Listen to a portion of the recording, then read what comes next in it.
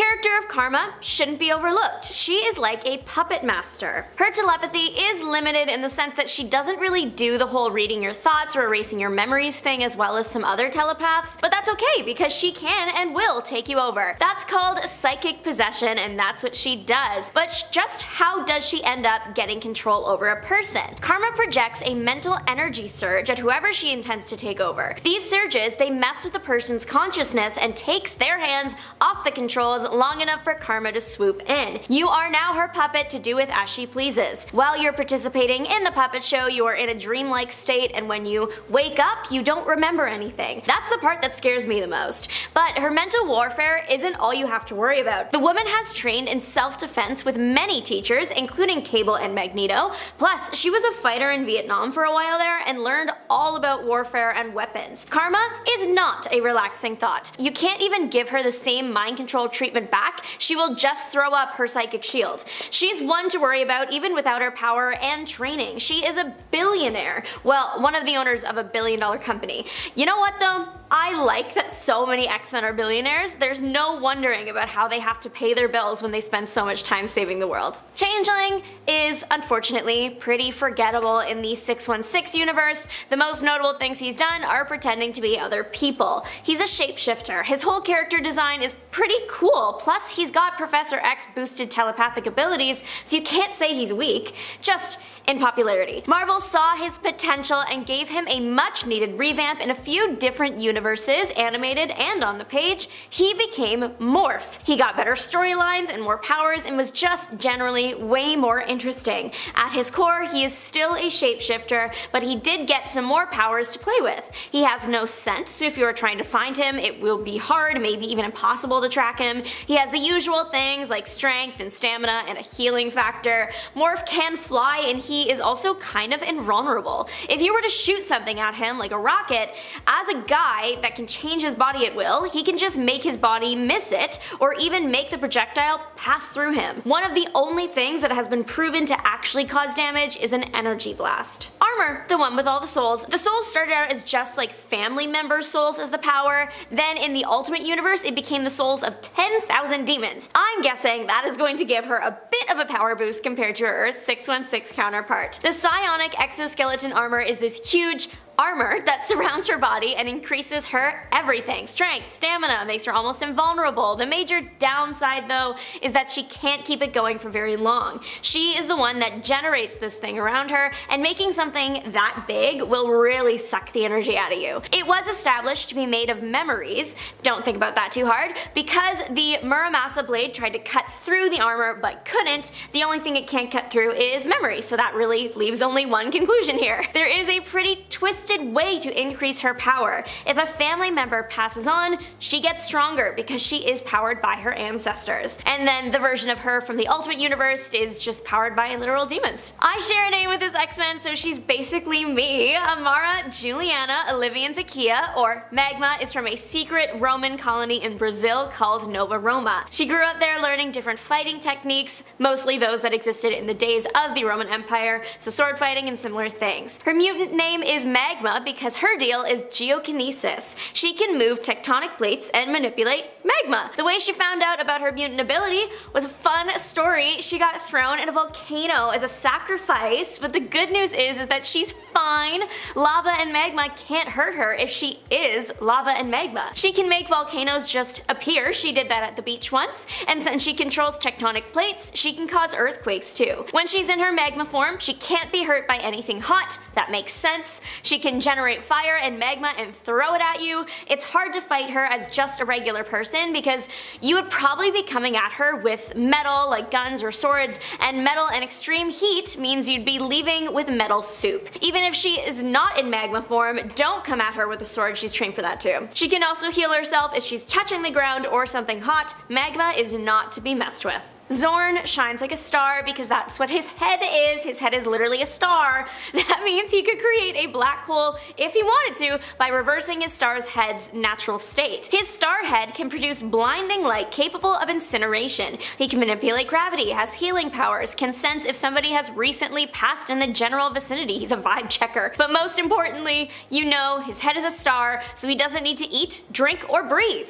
Can he drown? I don't know, I won't be finding out. Zorn's likability is his real power though, as it brought him back from the dead and doubled him. There was this weird time where Zorn pretended to be Magneto, who was pretending to be Zorn, and at the end, Magneto, actually Zorn, died. But Marvel editors liked the character of Zorn so much and they wanted to bring him back. So what did they do? Create an actual Zorn character. In the identity theft plotline, it was supposed to actually be Magneto. He had taken up the Zorn character to infiltrate the X-Men, and throughout the series there were many hints that it was Magneto. Zorn's star power can't be stopped though, and now we as readers just have to ignore that aspect of the comic. Marvel explained it all away by saying Zorn was being mind controlled by Sublime and forced to do everything that happened, but he did pass away at the end of the comic, but once again, his star power can't be stopped, and it was revealed that Zorn, thankfully, conveniently, had a twin brother that was exactly the same. Zorn and his twin can again conveniently control magnetic fields, that's why he could be fake Magneto. Mimic needs to be given his flowers. This man can stay himself and yet gain the power set of whoever he wants, and if he sticks around you long enough, he can have them forever. If he were to stand next to another Mimic, what do you think would happen? Like, would his body just take a screenshot? His mimic abilities are for anything, not just mutant mimicking.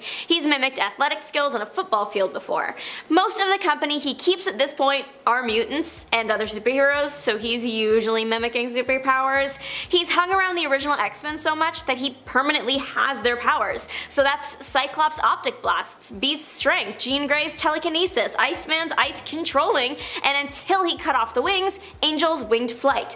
But the whole wing thing does really cement how powerful his mimicking capabilities are. He was able to create wings that were so close to the actual Angel's wings that he could donate them to Angel when he lost his. Mimic could easily become the smartest person on Earth very quickly, or the strongest, or the most powerful just by standing next to someone long enough. That is so cool and scarily powerful. Gabriel Shepherd is the most powerful of his kind. He is an example of an early version of mutants whose X gene was less evolved. They're called proto-mutants. There were only a few hundred proto-mutants, and Gabriel was the last survivor as he looks the most human, so he could blend in better. Gabriel did end up joining the X-Men briefly. I'm talking like a few days briefly, but it was a rocky start. They originally fought each other, but that's not really that big of a deal. That happens all the time. They fought because Gabriel read the mind of one of the X-Men and discovered that the other proto-mutants had been getting revived to be used as weapons. Gabriel thought that this was a 0 out of 10 move and was so unhappy he went poof and disappeared into pure energy. He came back later though to help some X-Men take down Lady Deathstrike. In a world of boys, he's a gentleman. The gentleman is super powerful, like Omega level mutant powerful. He has lived forever and will live forever, immortality. He's very strong, can generate electricity, fly, hear everything, including your thoughts. His telepathic abilities can reach over vast distances, but if you wanted to Uno reverse and use telepathy on him, no such luck. He can throw up some pretty solid mental shields. If you annoy him enough, he might just turn you into a tree using his transmutation abilities, but he's a good guy, so you probably don't have to worry about that. Oh, he can also stop time, but that's only been shown for like a radius of 500 meters as of right now. Nobody's perfect. Angel has come a long way since his debut in 1963. The guy used to be just like pretty standard. He could fly. He had angel wings on his back where he got the name from, and those wings were really strong. So if he smacked them together, it would create powerful wind blasts, and he could also just smack you. Pretty soon though, the guy got an upgrade and a bad side. He became Archangel. Archangel is a persona that is all about death and destruction, so Angel really had to get that in check so he could stay with the X-Men. The new Archangel side is what I consider an upgrade because it gave Angel new, very useful powers, like healing blood. If you're hurt, all you need is a little bit of Archangel's blood and you'll survive. Angel also now has a hypersonic scream. The scream can cause internal bleeding, breaking the sound barrier with that one for sure. Angel can be hurt, but his healing blood thing actually comes from like a healing factor, so if he gets hurt, he just heals up. There was this moment in his Archangel journey where he became a horseman of the apocalypse. icon behavior.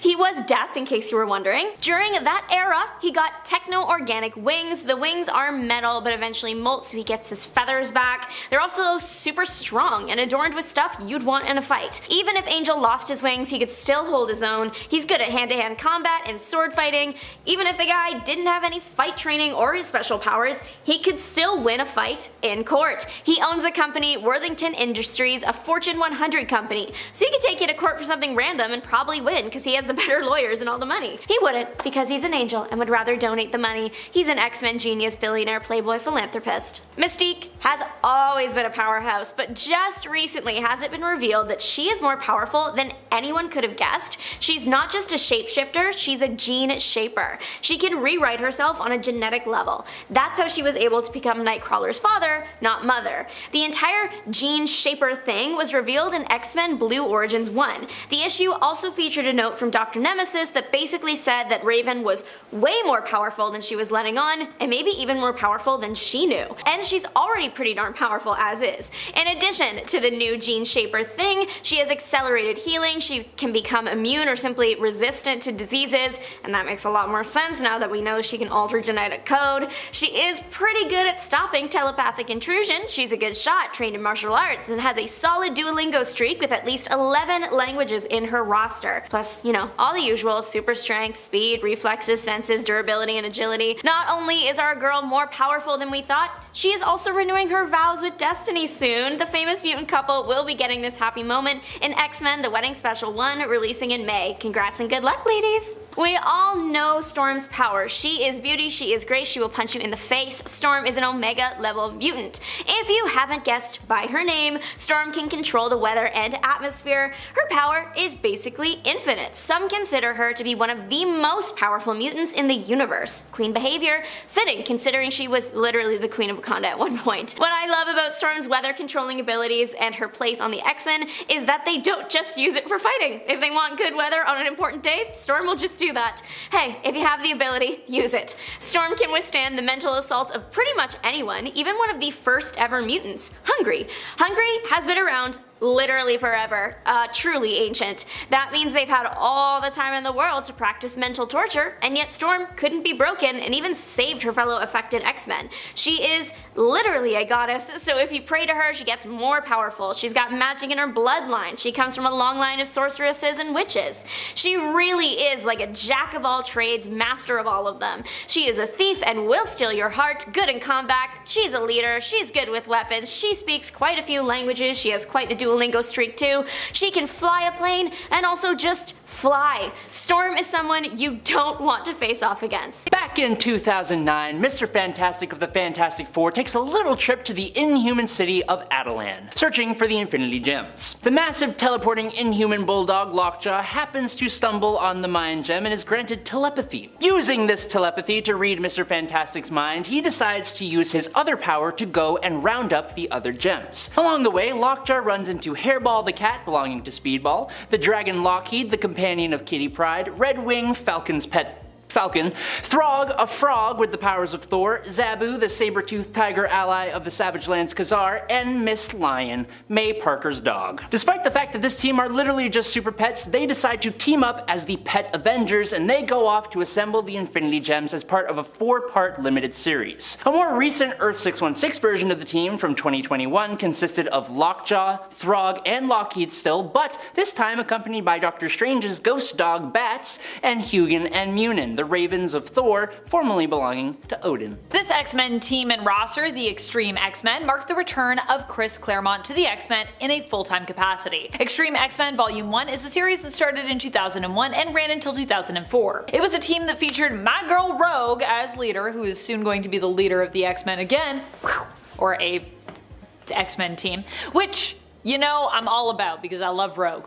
The original Extreme X-Men roster features Beast, Psylocke, Bishop, Storm, Sage, and Thunderbird. Lifeguard, Gambit, and Slipstream were also added into the mix throughout the series.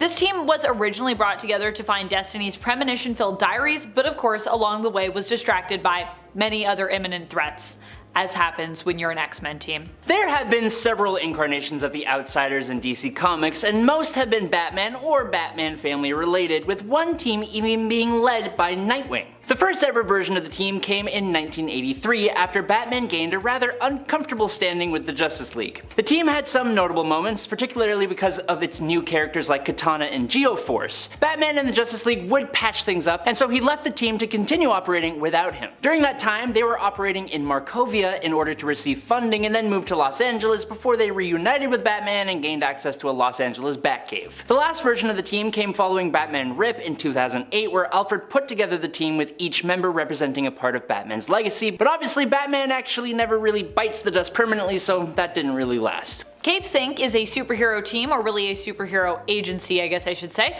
from the same world as Invincible. In fact, as early on as issue number 8 of the Invincible series, you can see some of their members featured in the background. Not only that, but they also ended up getting their own spin-off comic as well.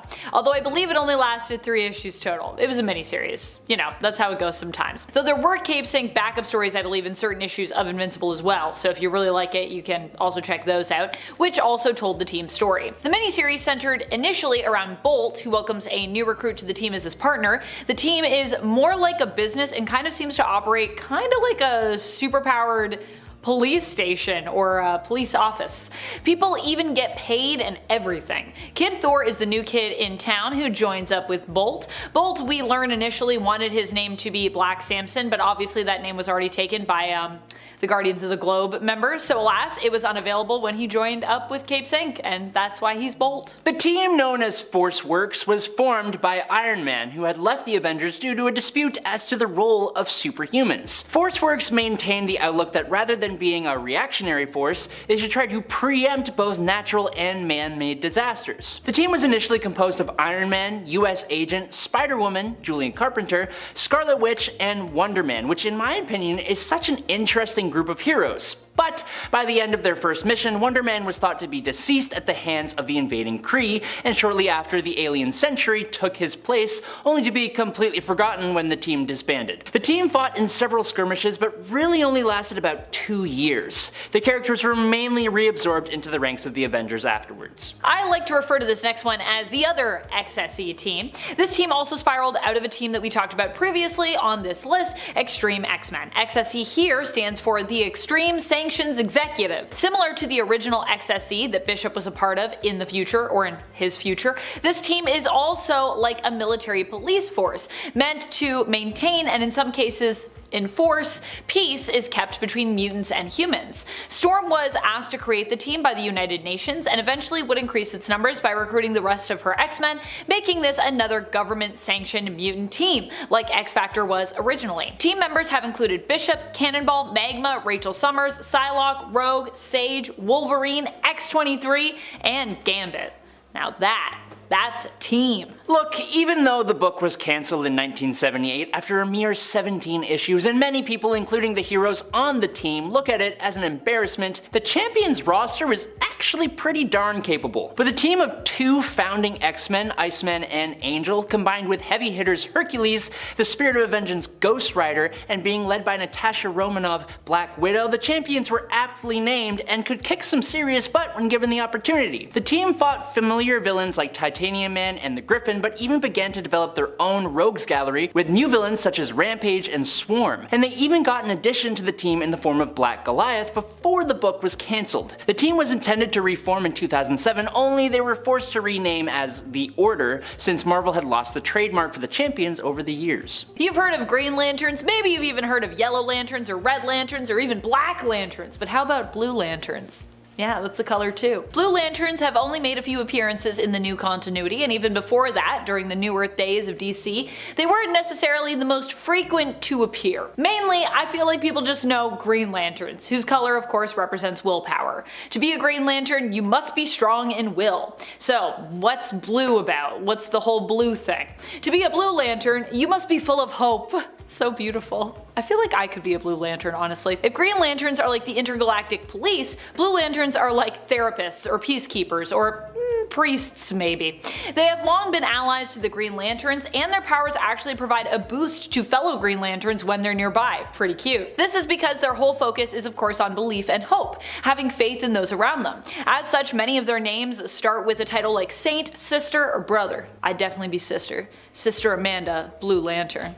Sister McKnight. Kind of like the Champions, DC's Detroit League is another team that gets a real bad rap, but actually has a pretty stacked roster when you take a closer inspection. After Aquaman, a charter member of the original Justice League, decided that the Justice League members were too interested in their own individual problems to be part of an effective team, he used his position to disband the team and establish the Detroit League. This new team, with half old-timers and half newbies, was largely used to add some diversity to the DC heroic lineup. Whether it achieved that or not is up to the reader. Made up of League mainstays like Martian Manhunter, Aquaman, Zatanna, and Elongated Man, along with newbies like Vibe, Gypsy, Vixen, and Commander Steel, it's often considered the worst roster of the team, but if you actually look at the roster and do some critical thinking, you'll find that it's very powerful indeed. Martian Manhunter and Zatanna alone are absolute powerhouses. Despite the jokes, Aquaman or even Commander Steel both make really effective tanks, and the rest of the team is quite capable in a variation of different situations. The God Squad is about as powerful as they sound, but they still remain one of the lesser known teams in the Marvel Universe. The team was originally assembled by the Council of Godheads,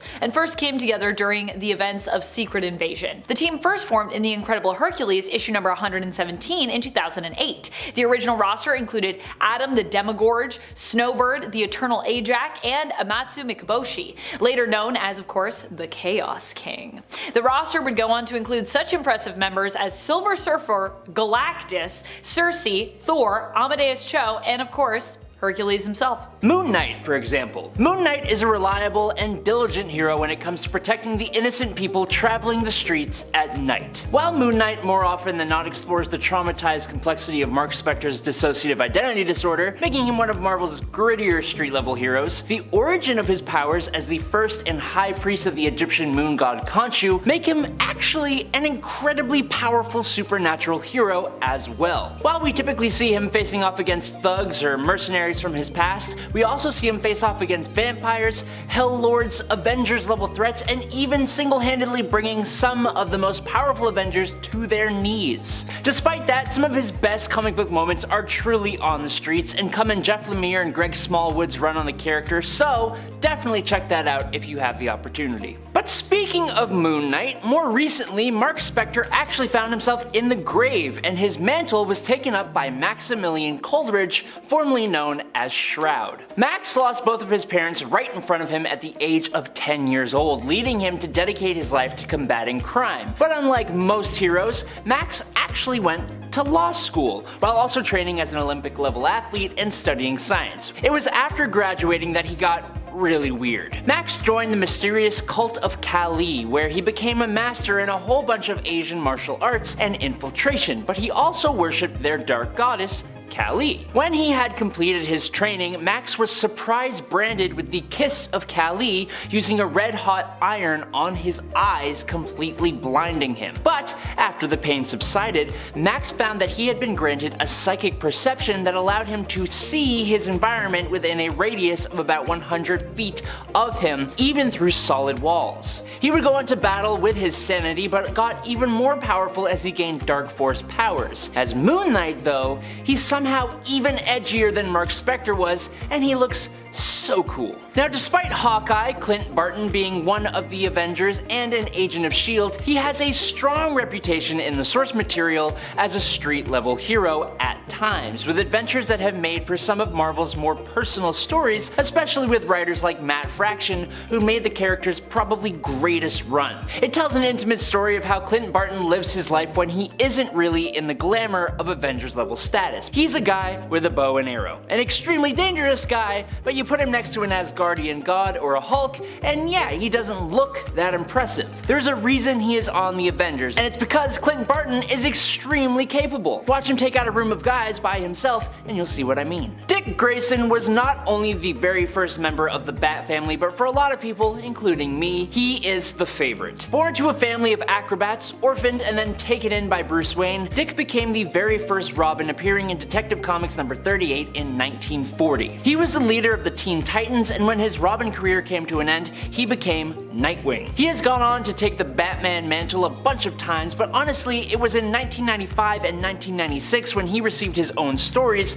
that he really became his own. He was given his own city, the decaying harbor town known as Bloodhaven, which was just north of, and honestly a bit more ruthless than, Gotham itself. It allowed him to be close enough to Gotham to stay part of the Bat family, as well as have his own city and series of adventures that, alongside his time on and leading various different teams, shows just how capable this former Robin really is. But speaking of former Robins, Dick Grayson's replacement as Robin was one Jason Todd. But while Nightwing became a pillar of the superhero community, Jason's journey was much darker. After his infamous passing at the hands of the Joker, Jason Todd was taken by Talia al Ghul to the Lazarus Pits, where he was not only resurrected, but also gained magical enhancements like the ability to summon the All-Blades. Jason would then have his training from Batman built upon by being trained by the All-Cast and the League of Assassins before eventually leaving that group and returning to Gotham as the vigilante Red Hood. As Red Hood, he was incredibly complex and incredibly capable. He would fight Batman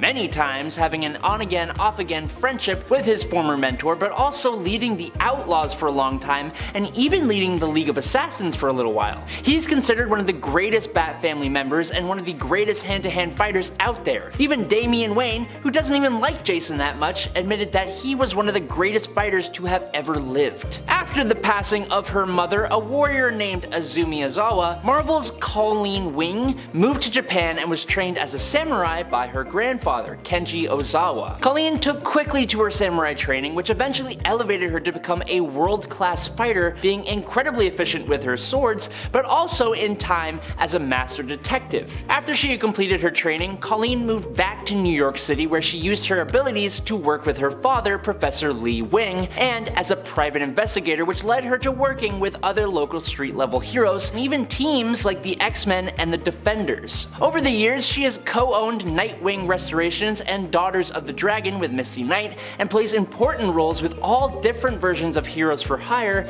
as one of the most dangerous people on the planet in Marvel Comics. With the resources of a Tony Stark playboy, access to the mystical realms, and knowledge on the same class as Doctor Strange, Danny Rand, the Iron Fist, is a character that doesn't always seem like he would be duking it out with gangsters and street thugs. Iron Fist doesn't let his privileges and absolutely massive skill set stop him from getting involved in the local communities that he cares deeply for. He's done a lot of good work for the streets of New York City alongside his best friend Luke Cage. Those who earn the Iron Fist title by defeating the ancient dragon Shao Lao the Undying are trained to be living weapons, and for Danny, he recently gained access to the knowledge, experience, and skills of all the Iron Fists before him, so imagine how powerful he is now. And that's before even talking about his chi augmentation and the things he can do with his chi power, making him a force that very few can stand against. John Paul Valley was an agent of the Sacred Order of Saint Dumas. This secret and sacred order created a hero and protector of their secrets known as Azrael. This hero was actually a legacy title, with generation after generation being brainwashed and pretty much manipulated from before birth to believe that they were the Angel of Death. John Paul broke this conditioning when he decided to ally himself with Batman after Bruce Wayne had taught him the error of his ways. John Paul has gone on to be Batman for an infamous period of time, and he remained a vigilante for the most part afterwards. His skills were honed by training with Bruce Wayne, obviously, and he is thus possibly just as skilled as Batman, although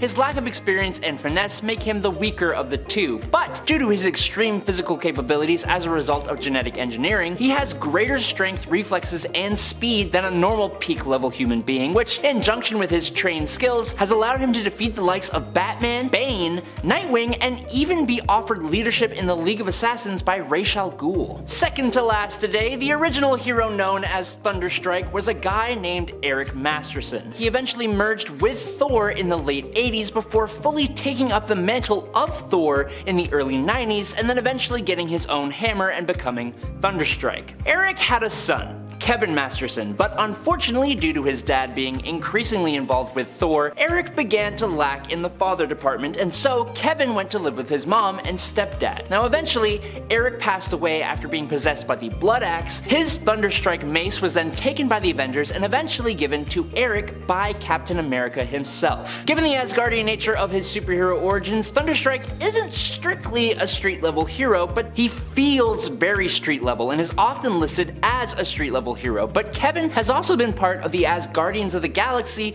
and teamed up with the mighty Avengers. But last up today, Shang-Chi is one of, if not the greatest martial artists on Earth. He can take on multiple opponents at once and can even defeat people much more superhumanly powerful than him while he's just a regular dude. In fact, in the White Hot Room, when the Phoenix organized a tournament to pick who would be the new Phoenix host, the only reason that Shang-Chi lost was because he refused to take a life. He's particularly skilled in Chinese martial arts, but his skill branches out to many more. Shang-Chi, like Iron Fist, is also able to manipulate Chi energy, which he can use to enhance his strength and durability, and can even detect others based on their energy. But Shang-Chi gets a much more significant boost to power when he is using the 10 rings. He can use the rings as projectiles, manipulate their size, and use them to levitate and even fly. And he can even manipulate the energies from the rings to do many more things, including projecting said energy and creating an energy-based blast. Thanks to either side of his parentage, Shang-Chi inherited his mother's psionic abilities to communicate with his blood relatives, even the deceased ones. Cannonball was not just a member of the X-Force, but has also been a leader of the team as well in the past. His mutant-based powers allow him to create energy which he can use to propel himself at super speed, allowing him to soar through the air at a target like a cannonball. Hence his codename, Cannonball. In the past, he's been shown to be powerful enough to beat powerhouses like Gladiator. Pretty impressive. Which mutant with energy-based powers is your favorite? Let me know in the comments. Siren, or Banshee, is Teresa Cassidy, the daughter of Sean Cassidy, the original X-Men hero Banshee. She initially, though, was completely unaware of her heritage, being raised by her cousin Black Tom Cassidy, who did not disclose that of course she was Sean's daughter till much later. Being raised by Black Tom, she started out as a villain but would eventually become a hero. Teresa would live through various ups and downs, becoming a member of the X-Force, and during her time with the team both losing and regaining her superpowers. She is also well known for her time as a member of X-Factor while she was still under the moniker of Siren. Siren, like her father, has immensely powerful vocal cords which allow her to do various things, including produce a sonic scream and of course fly. Fantomex is just really complicated when it comes to his backstory and his overall character, and well, kinda just everything is confusing about Fantomex. He has worked closely with mutants before, even serving as a member of 2 X-Force teams, and has even been classified as a mutant before, although from what I can see that's really only ever happened once. Everything else has implied that he is a mutate, not a mutant. However, he's also composed of 3 separate brains and kind of 3 separate entities, so it is possible that one of them is a mutant while others aren't, making him like kind of a sometimes mutant and kind of a sometimes mutate. Regardless, you don't need to be a mutant to serve on the X-Force team, despite it often being known as a mutant-based team. Basically, Fantomex is a mutant, I think, but also every time I actually have to go back through his history and reflect on this question, I find more confusion, honestly, than clarity. Anytime I have to look up anything regarding Fantomex, it's usually more confusion than clarity. Fantomex is often known for his many different and bizarre powers which involve his unique physiology, including his external nervous system, sometimes turned spaceship, sometimes turned sentient being, Eva, and his methodical, tactical, and technologically inclined cyber mind. And that's just to name a few. Pete Wisdom at one point led the X-Force. He is an interesting character who doesn't as often get talked about, but who is impressive in terms of his powers and what he's capable of. At one point he was romantically linked to Kitty Pryde, and when her ex Colossus saw them together, Colossus just went off. He attacked Pete, and while Colossus did royally mess Wisdom up, he held his own against the Goliath, also messing up Colossus in turn badly enough that he was actually considered to be in critical condition. Yeah.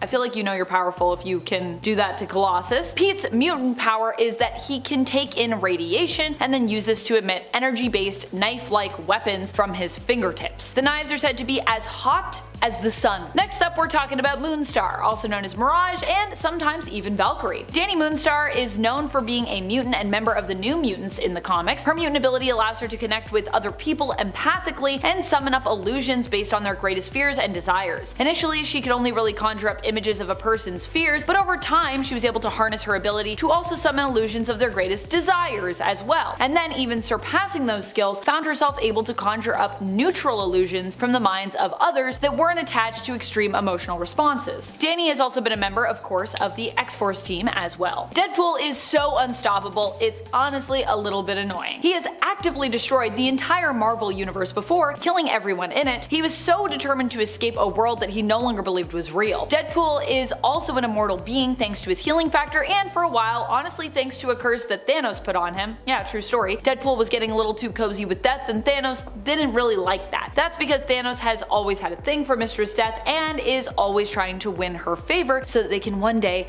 be together. Thanos has an unhealthy obsession with death, to be honest. So Thanos, when his potential future relationship status was threatened, decided to curse Deadpool so that he could not die. Therefore, he could not be with death, making Wade honestly even more powerful and also thereby preventing him ending up with death and keeping those two apart. Deadpool is probably one of the most well-known X-Force members we have, but I think there are still a lot of folks out there who underestimate him when it comes to his power levels, which is why he's here. I would say Wolverine is probably one of the most determined heroes that we have over at Marvel Comics. He is a master tracker and is nigh unstoppable when it comes to defeating whoever stands in his way, or when it comes to saving the day. And even when he ends up being brainwashed and used as a weapon, he manages to rise above that predicament, get free, and often get revenge. Even in alternate worlds where he has become Lord of the Vampires, he was able and willing to rise up to defeat his fellow evil brethren, even though he knew it would also mean his own death as well. That's how powerful and committed Wolverine is when it comes to heroics. He's just willing to do whatever it takes. Hence why he makes such a great addition to certain iterations of the X-Force. He's also virtually unkillable, well I guess unless you drown him, but even then Wolverine has actually fallen into oceans and then washed up miles off on like just another shore entirely unscathed. So for a man who can, you know,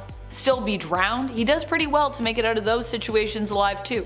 Somehow. Laura Kinney was originally created for the X-Men Evolution show, but she became such a fan favorite that she was quickly incorporated into the comic book universe as well. She first appeared in the X-Men Evolution show in episode 10 of season 3, titled X-23, and would later— My guy Sleepwalker, what can I say? I love him and I just think he's neat. Sleepwalker is from the Mindscape, and his job is to walk in the minds of sleeping things to protect them from the evil Mindscape things that inflict pain and misery. He got trapped in human Rick Sheridan's mind during a battle with one of those creatures. Now the two are joined. Whenever Rick sleeps, Sleepwalker can come out to the physical plane to fight crime, but if Rick is awake, Sleepwalker must stay in his head. Sleepwalker has all the usual superhuman stuff: strength, speed, stamina, reflexes, durability, but he has a special trick that is warp gaze. Using this warp gaze, he can alter the appearance of physical objects, make them a different shape. Feel lucky that Sleepwalker is not a villain because humans are physical objects, so he could easily warp a person, but doesn't because he's a good guy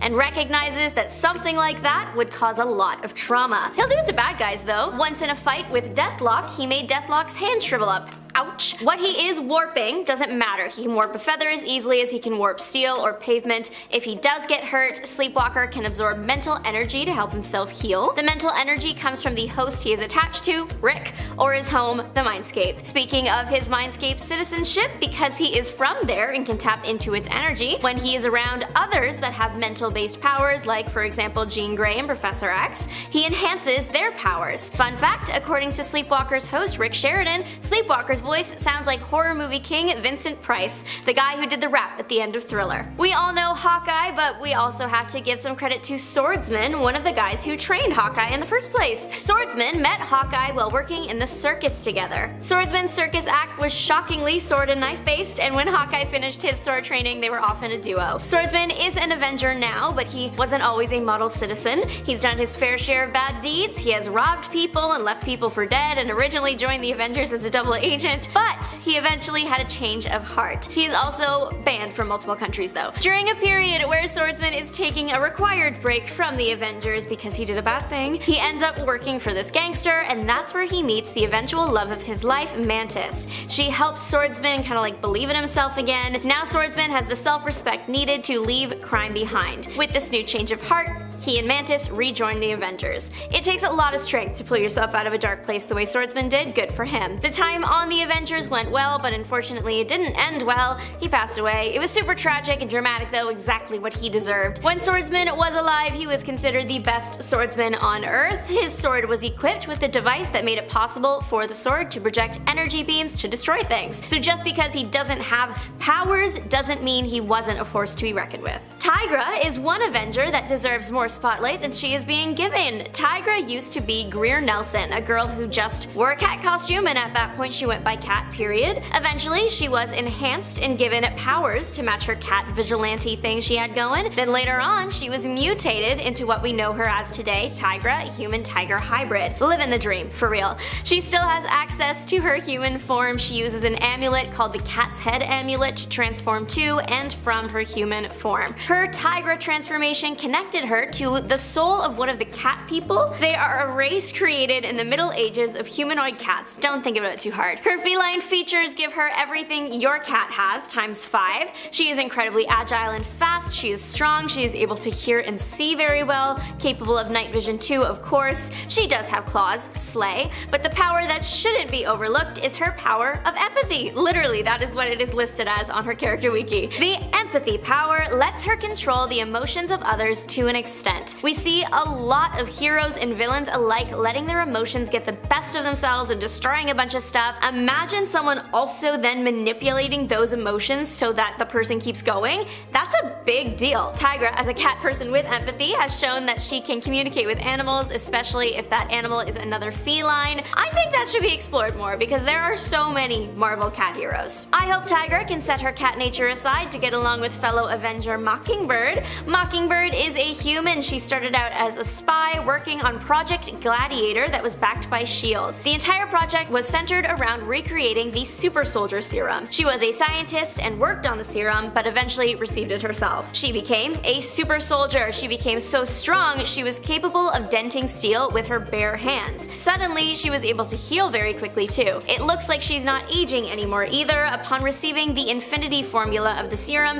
her aging process halted, so she is technically immortal. Until you kill her, but that won't be easy. She was already incredibly skilled as an agent and spy and scientist before the serum. She's even harder to beat with it. Receiving the serum also awakened mental powers in her that she never realized were there. The one thing that could give you a leg up in the fight would be to remove her glasses. Mockingbird is farsighted. Her glasses help her see normally. The glasses are also equipped with night vision. Mockingbird was a founding member of the West Coast Avengers. She was also once a part of the New Avengers, Secret Avengers, and of course the main OG team. Silverclaw is the daughter of mortal Jamie Santiago and a volcano goddess, Queen. The goddess gave Silverclaw to her father as a gift. She was to be the protector of his village. Silverclaw's powers are shape-shifting adjacent, so she can only turn into animals native to rainforests and jungles. She doesn't need to fully transform her body into an animal to take on the characteristics of it. She just wants the claws, she can just have the claws. She's done this with jaguars, monkeys, pumas, and more. While using her powers, her skin turns silver, although it's unclear if that's just a color change or if it also comes with its own set of fun powers. Because she is a shapeshifter, she has a control over her body that many would dream of. She can fight off powerful enchantments and stay just as she is. Silverclaw joined the Avengers after a run-in with some hijackers and was mainly kept on reserve after that point. Moon Knight has found his way to commercial fame now thanks to Oscar Isaac's incredible performance of the Avenger. He is not an Avenger in the MCU yet, but Moon Knight is in the comics, so hopefully we'll be seeing that one on the big screen too. Moon Knight was part of the West Coast Avengers and Secret Avengers. Moon Knight, or Mark Spector technically, is the avatar for Khonshu the Moon God. Didn't see that one coming. The Moon God is kind of where his powers come from, but the supermoon can also give the guy a power boost. The boost from the supermoon is said to make Moon Knight so powerful that he can allegedly defeat some of the Earth's greatest champions one-on-one. That must mean a lot of power for sure. Even without his super boost, Moon Knight is a force to be reckoned with. It's hard to find a place that he can't survive in, as he can survive forever, even in places with no breathable atmosphere. Send him to space. When Mark agreed to be the avatar for the Moon God, he got not just the powers, but also the benefits of immortality. When he dies, he just gets brought back to life. The man has lived many lives, literally and figuratively. He has been a hero, a mercenary, a boxer, and even joined the army. That's a lot of training he had to go through. He is a master of the martial arts and weapons and languages, speaking 3 pretty fluently. I am very excited to see more of this character on the big screen, especially excited to see him played by Oscar Isaac. Hercules is not just known in our universe, he is also quite popular in the Marvel Universe too. He is referred to as the Olympian god of raw strength in a few different places. I feel like that statement alone speaks for itself. God of raw strength, Pop-Off King. It was confirmed that he was the strongest of the Olympian gods in the official handbook of the Marvel Universe number 5. My favorite side effect of extreme strength that I never even considered until researching superheroes is that your legs are also now inhumanly strong, so you can just jump really far if you want. It makes so much sense, and yet I never put those dots together. I never had reason to. This ain't about me. As a baby, Hercules was nursed by Hera, and that made him to develop invulnerability. So regular stuff that humans would use, like swords, wouldn't have much effect on him. If you really try hard, you can hurt him, but he is also capable of regeneration with magical assistance. Unless someone kills him, Hercules is going to be around forever. He's immortal. Fun fact, Hercules was one of the original investors in Stark Industries. He invested $100,000. That's over $2 million today. When you've been alive as long as Hercules, you will eventually be rich. Plus, he's like a Greek celebrity and a god. Firebird is Bonita Juarez. She was just a girl taking a hot girl walk through the desert that turned into a very literal hot girl walk when a flaming ball of fire hit the ground right in front of her. This flaming fireball contained a lot of extraterrestrial radiation that Bonita had the pleasure of absorbing. When this happened, she of course got a bunch of powers. Of course, it was on theme of the fireball, as her powers were fire powers. She can't emit heat, or if you were to throw fire at her, she can choose to either redirect it or throw it somewhere else or absorb it. Bringing in a bit of science, if she makes the air really hot, she can create powerful air currents that can move heavy objects. She can fly, and though she has no connection to the Phoenix Force as of right now, she does create a firebird looking thing every time she uses her powers in a large quantity. There was an indigenous legend in their world of the Firebird that had similar powers to what Bonita got, so she believed she was the Firebird, and that is how she got her name. She joined the West Coast Avengers and Secret Avengers, but all that fire power is not even her most useful trick. She can sense evil. Do you know how useful that talent could be? The amount of times someone has joined a superhero team with evil intentions, some of them are even on this list, just bring in Firebird every once in a while, let her vibe, check it out, point some fingers, then leave. Okay? It's not that simple though. Firebird can sense evil, but isn't always able to trace it back to the source, but still. Gaslight, Gatekeep, Girl Boss was made for the Voyager. The Voyager is the daughter of the Grand Master. The Grand Master is one of the elders of the universe. She's basically like the ultimate Nepo baby. She literally spent the first part of her life traveling the universe with her dad. The life experience from that alone is wild. The Voyager did infiltrate the Avengers, but she had a change of heart and eventually made amends, so she is in the clear. Her powers include portal fields and, by extension, time travel and teleportation. The portal field she creates surrounds herself and anyone she's with. Using that, she can travel along the line of quantum entanglement, so that's like across space and time. She is limited in the sense that the travels weaken her, so she has to rest after making big jumps, but what I think the more useful power of hers is the memory manipulation abilities. Using this power, she can put herself in your memory. She can create fake memories. One time she even created a whole new person. I think this is very good and holds just as much a threat as someone who could punch through a wall. What if you're supposed to fight her, but then all of a sudden all of your memories of her are ones where you're allies? Gaslight, Gatekeep, Girl Boss. It's something to think about. The ability is limited to organic things, so Vision, for example, is safe. Not a problem for her though, she was in the MCU because Vision isn't there anymore. Starbrand joined the Avengers when the world was under the threat of the Builders. He joined the Multiversal Avengers when the multiverse was collapsing. Just dire situations all around. Luckily, the kid has the powers to deal with them. Starbrand was given his powers during the White event, and what gave him his power also gave him his name, the Starbrand. The Starbrand is a planetary defense system that was designed by the Builders. It's one of the things that Builders used to adjust the universe. So Kevin Connor was minding his business, going to university, and then one day gained the powers of this thing. The powers are energy-based and are basically infinite. Kevin can now fly, even in space, without breathing. He can be struck by Thor's hammer and come out fine. Since the Starbrand object is what the Builders use to manipulate the universe, the Starbrand hero also has that power. He doesn't just use it to create and destroy, he can also use it to heal. We are lucky he is a good guy because he could destroy planets with one of his energy blasts. I would argue that his eyesight is what got the biggest revamp. He can see things that are 250,000 miles away. It's too many miles. Number 10, North Star. Star and Aurora. Look at me, cheating right out the gate. North Star and Aurora are mutant twins who have the same powers, which is why they are listed together. Jean-Marie and Jean-Paul Barbier were separated early in life when their parents died in a car accident. Jean-Paul ended up in foster homes before eventually becoming an Olympic skier, while Jean-Marie ended up at a strict Catholic girls' boarding school, which was so traumatic that she ended up developing dissociative identity disorder, creating an alternate personality known as Aurora. Each twin possesses super speed as well as the ability to fly. Because some readers are likely more familiar with North Star due to his time on the X-Men, away from his sister, they may be surprised to learn that when the twins link hands, they produce an intensely bright light that can be used to blind their enemies, making them even more powerful as a pair. Number 9.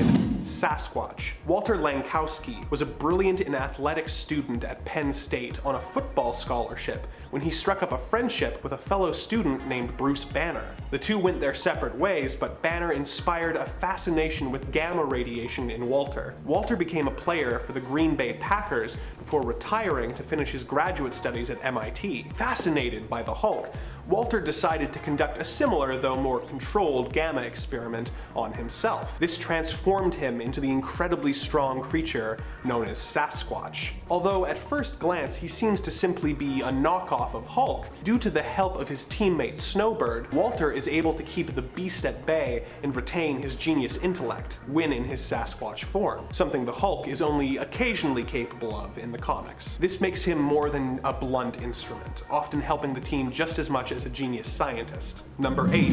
Thunder. This one's a bit of a journey, so stick with me. In World War II, Lewis Sadler became Major Maple Leaf, who was the Canadian equivalent to Captain America. He had limited invulnerability as well as super strength, which made him a true force to be reckoned with on the battlefield. Many years later, his son, Lewis Sadler Jr., would take on the Major Maple Leaf mantle. When the original Alpha Flight team was kidnapped by a group of aliens, Sasquatch recruited the new Major Maple Leaf to join a new version of the team in an effort to mount a rescue mission. It was assumed that he had the same powers as his father, as well as power blasts and the ability to fly, but it turned out that the new Major didn't actually have any powers. Not that he would ever admit it. No, it turned out that the one with powers was actually his magical horse, Thunder. Thunder the Super Equine has all the aforementioned powers as well as extremely high intelligence for a horse. So like the equivalent intelligence of a normal person. He can also communicate basic messages to the Major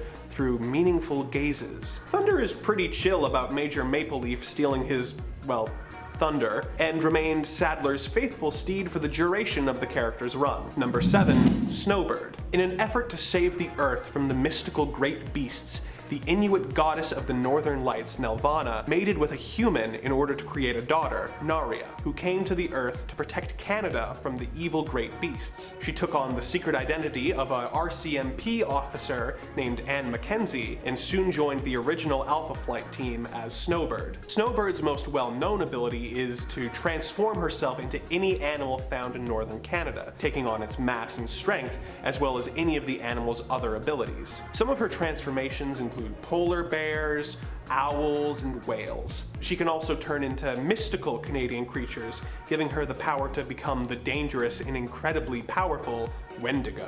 Beyond these more well-known powers, she also possesses super strength in her human form, as well as post-cognition, which is the ability to see events that have transpired in the past at a given location. In Snowbird's case, she can see up to 6 hours in the past. Although this weakness no longer applies, Snowbird used to grow weak and sick if she was taken outside of Canada's borders. Number 6.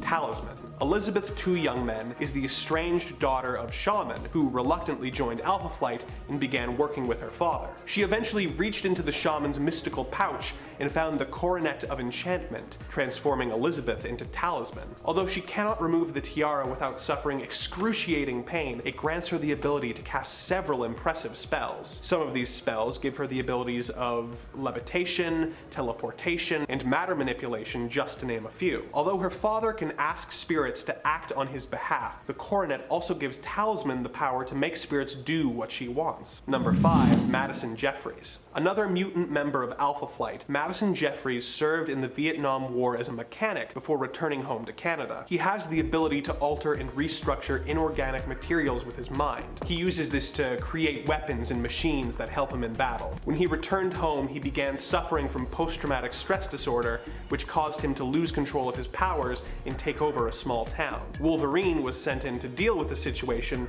and helped Jeffries before he was recruited into the Alpha Flight training program, Gamma Flight. He eventually joined the main team, even having a relationship with Vindicator while her husband Guardian was presumed dead. Jeffries' powers extend beyond simply being able to control machines. He can actually phase his body and consciousness into machines, which he used on several occasions to merge with the Box mech suit to heighten his strength in combat. Number 4.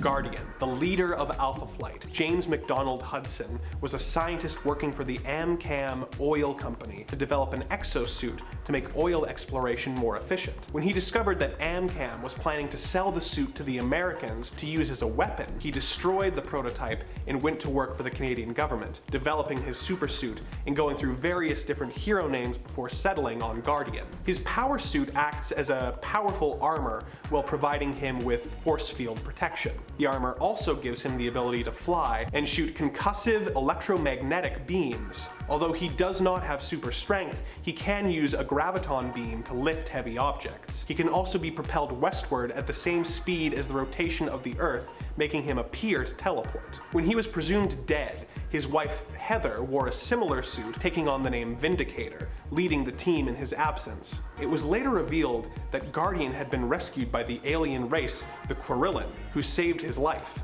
They mistakenly thought the suit was part of him and turned him into a cyborg, making all of the suit's powers a part of him.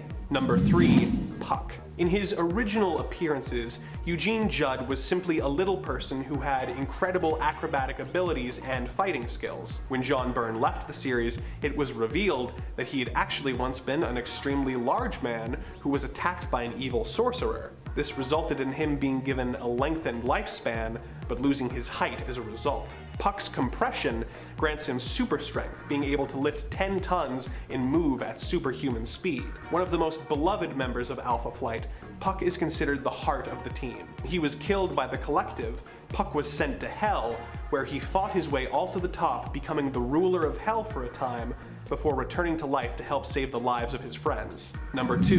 Marina. Marina was found as an egg by the Smallwood family in Newfoundland, who raised the young alien as their own before she was recruited to train with Gamma Flight, eventually graduating to Alpha Flight in their first issue. She soon left the team to pursue a relationship with Namor the Submariner, who she eventually married. As an amphibian, Marina is able to thrive both above and below the water, being able to swim at a top speed of 51 knots. At times, her alien instincts would make her become bloodthirsty and violent, causing her hands to transform into deadly talons. Although not one of the most powerful members of the team, she eventually transformed into a Leviathan, a giant sea snake that could shoot beams from her eyes. Number 1. Shaman. Dr. Michael Two Young Men was Canada's most brilliant surgeon before losing his wife in surgery caused him to recommit his life to learning the mystic ways of his people. He eventually became Shaman, one of the original members of Alpha Flight. The source of his powers is a mystical pouch which contains anything he needs at any given time to perform his spells. He has been shown to be able to control plants as well as fire and the weather. He can also convene with spirits and animals,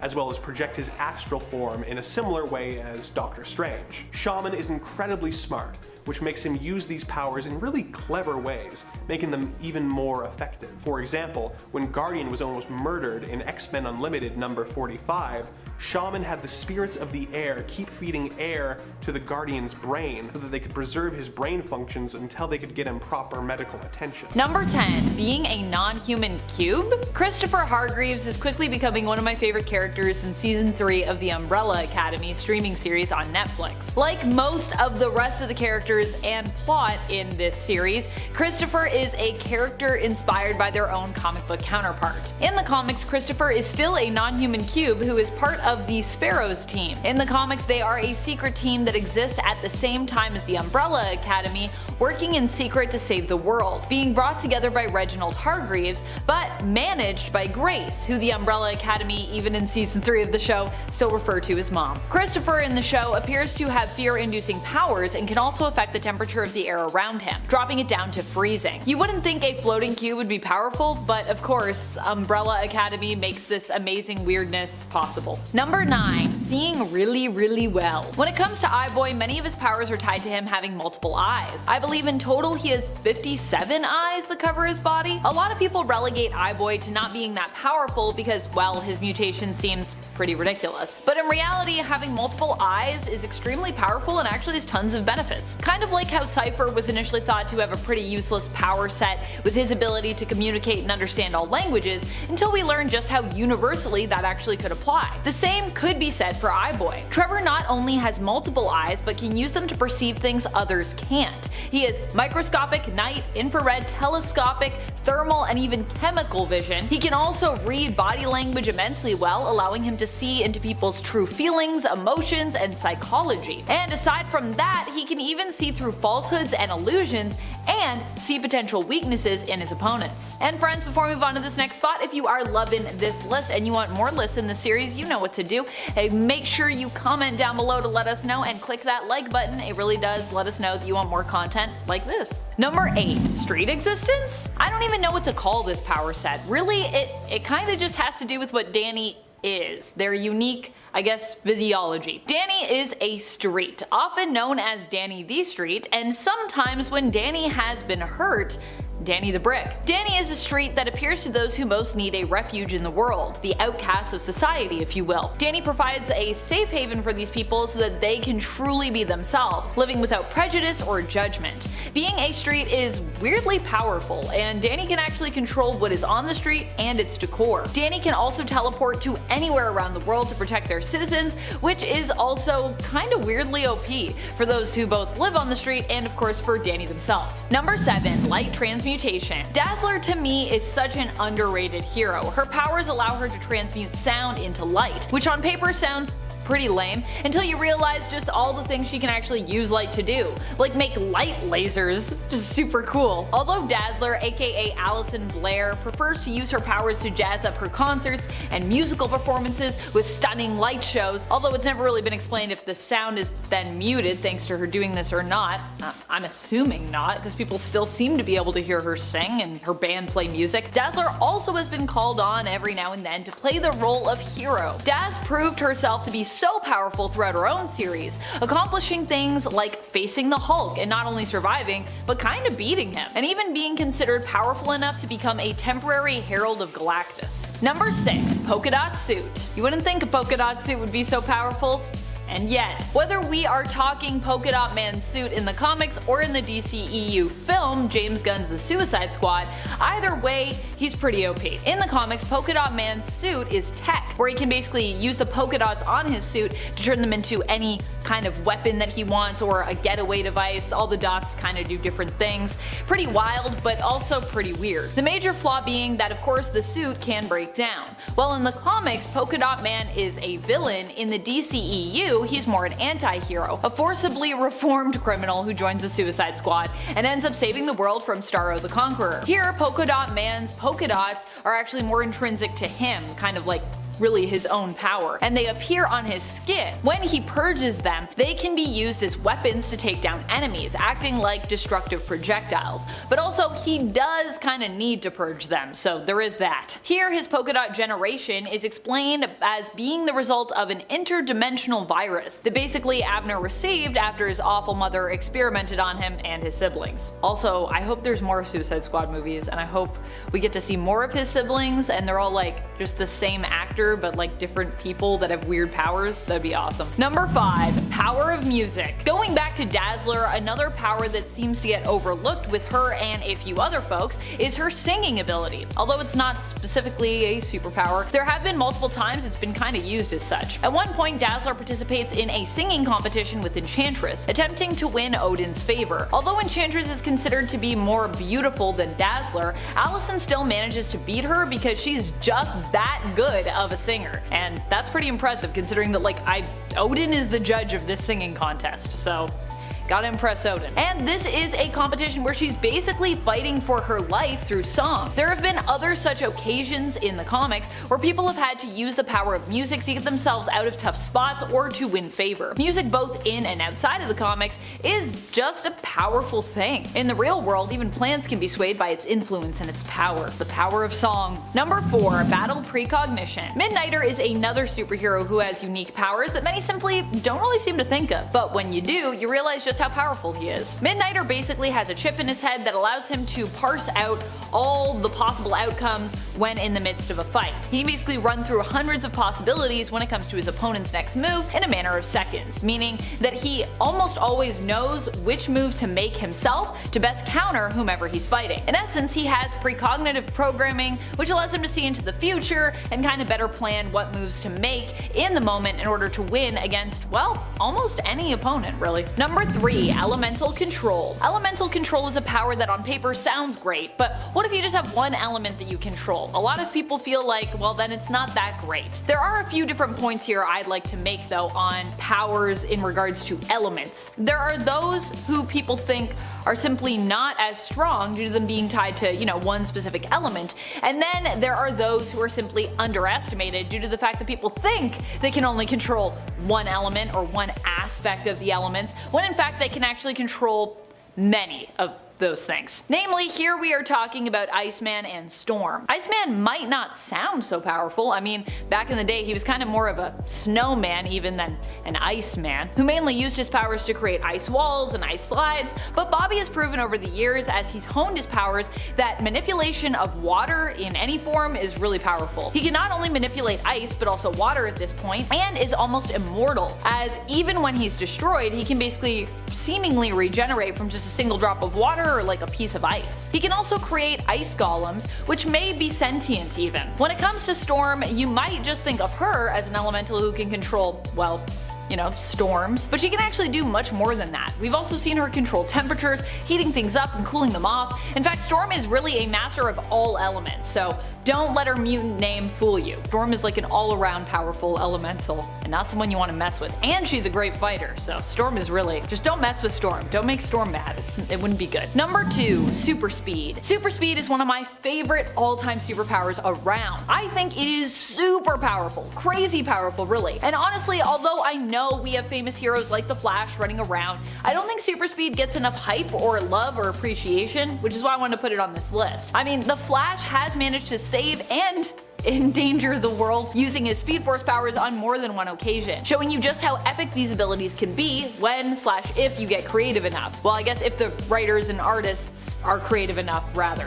I guess I should say, since they're the ones telling us the stories. Super Speed is a power that has been used to do a multitude of things, including speed learning and speed reading, which is probably one of my favorite uses for this ability. That and the ability to phase for people that can move that fast. That and time travel, which is another thing people can do with it. You can see Superman use his super speed to do some super fast reading, and you can even see in Marvel the mutant hero Tempo use her ability to manipulate time to speedily run an algorithm created by Forge thousands of times in a few short minutes in order to help her fellow secret X-Men find Deathbird's ship. Now that is more time manipulation, but still, what I'm saying is the faster you can operate something or read, the more you can get done and the more knowledge you're able to have. I mean, Superman, Flash, they could basically both be super geniuses if they just used their power in this way. In theory. Although some people might say that they are super geniuses. I don't typically consider Superman to be a super genius, but he could be one. Man can read like probably all the books in the world in like, I don't know, probably a day or something crazy. He's really fast. Number 1, Oniromancy. While many might not think about how powerful this can be and might be quick to write dream powers off as, dreams aren't real, they're actually super powerful. We can look at a few different characters when it comes to dream manipulation. One of the newer additions to Marvel Comics in the world of mutants is Somnus, who was retconned to be a past lover of Akahiro's, aka Dawkins. Somnus's power allows him to put people to sleep and from there basically control their dreams. Therefore, although he and Akahiro only had a one-night stand, in their dreams they actually lived a whole life together. So that one night to them both was basically a lifetime. Similarly, we can look to DC DC, where we have the Lord of Dreams, now Daniel but formerly Morpheus. Although the Dream Lord of the Endless technically doesn't have a formal name and exists as long as there are dreams to be had. These two versions of the characters though are made to be distinct through the Sandman narrative, so that's why I refer to them as being different people with names, because that's how they're referred to in the comics. Dream has shown us over the years just how powerful manipulating one's dreams and nightmares can be. The answer is it can be like crazy powerful. People are always like, what are you gonna do, mess with my dreams? And he's like, yeah, I'm gonna like trap you in a nightmare for your whole life and then you'll die. How does that sound? Doesn't sound very good, does it? And we'll move on to number 10, which is Firestorm. Ronnie Raymond was a jock of a high school student who was also, funnily enough, an environmentalist. When Ronnie showed up to protest the opening of a new nuclear plant, he met Dr. Martin Stein, a Nobel Prize winning physicist who worked there. When the Firestorm Matrix reactor malfunctioned thanks to one of Ronnie's compadres, Stein and Raymond were both caught in the radioactive aftermath and somehow found themselves fused together into Firestorm, the Nuclear Man. Now, they are a being with two minds sharing the same body, usually with Raymond taking the lead. Alongside the rather unique one man with two minds thing, Firestorm also gained the ability to transmute any non-organic matter, having complete control over molecules. With this ability, he can do many things. Flight, phasing, regeneration, self-sustenance, strength, durability, shapeshifting, energy projection, and absorption and density manipulation. All of which, as you know, make for an incredibly powerful individual. Number 9, Vixen. Mary McCabe, who is the superhero known as Vixen, is also a successful fashion icon, talk show host, and animal activist, who is able to channel the powers of any animal that has walked or evolved on Earth through the mystical object given to her ancestor by the god Anansi called the Tantu Totem. Originally, it was the Tantu Totem that gave her her abilities, but over time, it has been changed. The totem actually just helps hone said abilities. Basically, Vixen has a strong connection to the Red, which is a magical thingy that connects all animal life in DC Comics. A few other characters also share a connection to the Red, but I think Vixen is definitely one of the coolest. Normally, she uses this power for flight and to enhance her speed, strength, senses, and healing abilities. But she has also sometimes used the poisonous abilities of certain animals and has even been seen to fully transform into animals. Vixen's ability is so wide that she can use the light of an anglerfish to create powerful lasers, use the armor of armored beetles to withstand a punch from Superman, and she can even create a force field using just the energy from the Red itself. Number 8, Blue Beetle. The Blue Beetle Scarab is what gives this hero their powers. I say there because the Blue Beetle has been multiple people over the years. Dan Garrett and Ted Kord were the first, with the most recent Blue Beetle being Jamie Reyes, and he will also be the one featured in the DCEU, so I'm gonna mainly focus on him, sorry. Once the Scarab latches onto Reyes' spine, it can manifest various powers. When he's in danger, the Scarab automatically activates and encompasses him in a high-tech suit of blue, beetle-like armor. This suit provides Reyes with superhuman durability and strength, flight with wings that spread out of the back, and speed with rocket boosters. It can also translate both human and alien languages for Reyes. The suit's durability is so high that it is bulletproof and allows Reyes to survive the heat of a rocket launch, re-entering Earth's orbit, and even explosions. The suit can also produce energy blasts from its hands that are powerful enough to discharge Kryptonian radiation and neutralize magic, which, if you don't know, both of those things are quite the feat. The suit can also construct objects out of nanotechnology as well as transform itself into nearly anything. The suit has transformed itself into anything from swords and cannons to a staple gun, which could probably be pretty useful, I think. It can manipulate alien technology and apparently has access to WMDs that are apparently capable of taking out the Spectre, so yeah, don't sleep on Blue Beetle. Number 7, Red Tornado. Originally, Red Tornado was an android created by the supervillain T.O. Morrow, whose name I absolutely hate. but he was made to infiltrate the Justice Society of America. But since then, the android has, well, he's become more than an android, but he's also become a noble superhero and a pretty gosh darn powerful member of the Justice League. Red Tornado basically is an air elemental housed in an android shell. He can create powerful air currents powerful enough to level skyscrapers in seconds. He channels air and wind forces through his arms and legs to produce bursts of cyclone strength winds and high speed forward velocity flight. He can also absorb air, which, I mean, we all absorb air when we breathe, so it's kind of weird. But Red Tornado is also super strong and very durable, enough so that he, or it, can take a missile straight on and come out completely unharmed. A few times, Red Tornado actually managed to become invisible to the human eye due to his high velocity movement, and surprisingly not because he's an elemental. His android form also gives him resistance to various mental powers. He's very cool, but unfortunately not as popular as he should be. Number 6. The Ray. Raymond Terrell was apparently born with a condition that didn't allow him any exposure to sunlight. Or at least, that's what he had been told. It turns out Ray had been lied to. In reality, Ray's real father was Happy Terrell, a World War II hero known as the Ray.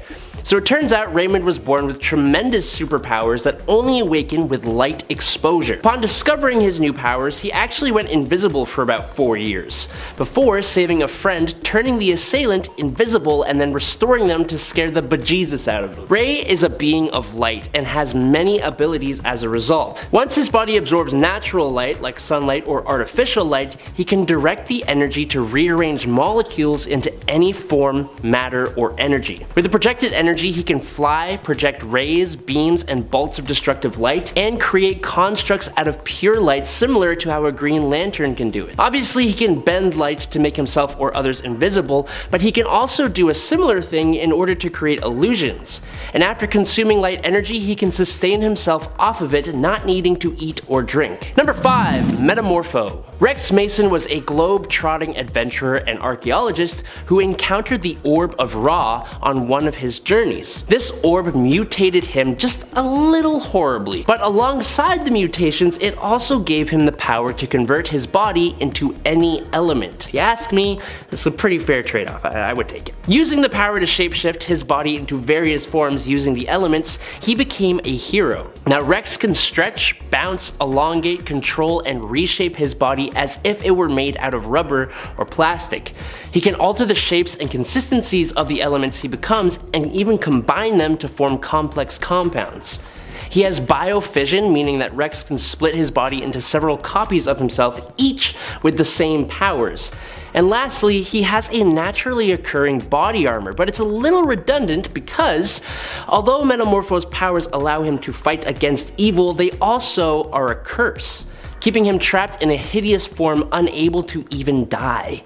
He's not hideous, honestly. People are just kind of judgmental. Number 4, Stargirl. Starting off as Star-Spangled Kid of the team Stars and Stripes with her stepdad, Pat Duggan, after joining the JSA, Courtney Whitmore is given the Star Rod when Jack Knight decides to quit being Starman. To continue his legacy, eventually she officially declares herself as Stargirl. Now, as Star-Spangled Kid, Courtney used the Cosmic Converter Belt, which enhances a number of Courtney's abilities such as her agility, durability, speed, stamina, and strength, as well as allowing her to create Star Blast from the stored energy of the belt. When she became Stargirl, she still kept this belt, but now she's using the Star Rod, which allows her to fly as well as absorb energy which she can project into various uses, such as blasts and force fields. Also, because the rod is attuned to her, it can receive mental commands from a distance, so she can do multiple different things here. Pretty good. Number 3, Aztec. Okay, since we are talking about a character who has a lot to do with Aztec mythology,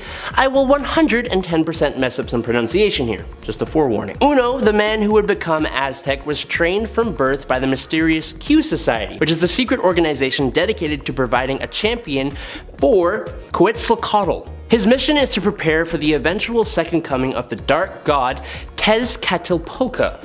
To help with that, Aztec's power comes from the mask of warriors, which has been handed down from warrior to warrior over the generations, with their consciousness becoming one with the mask, meaning Aztec can call upon the experience of his predecessors in any situation, which is incredibly helpful. The helmet bestows its wearer with a variety of abilities other than that though, including enhanced audio and visual systems like X-ray and infrared vision.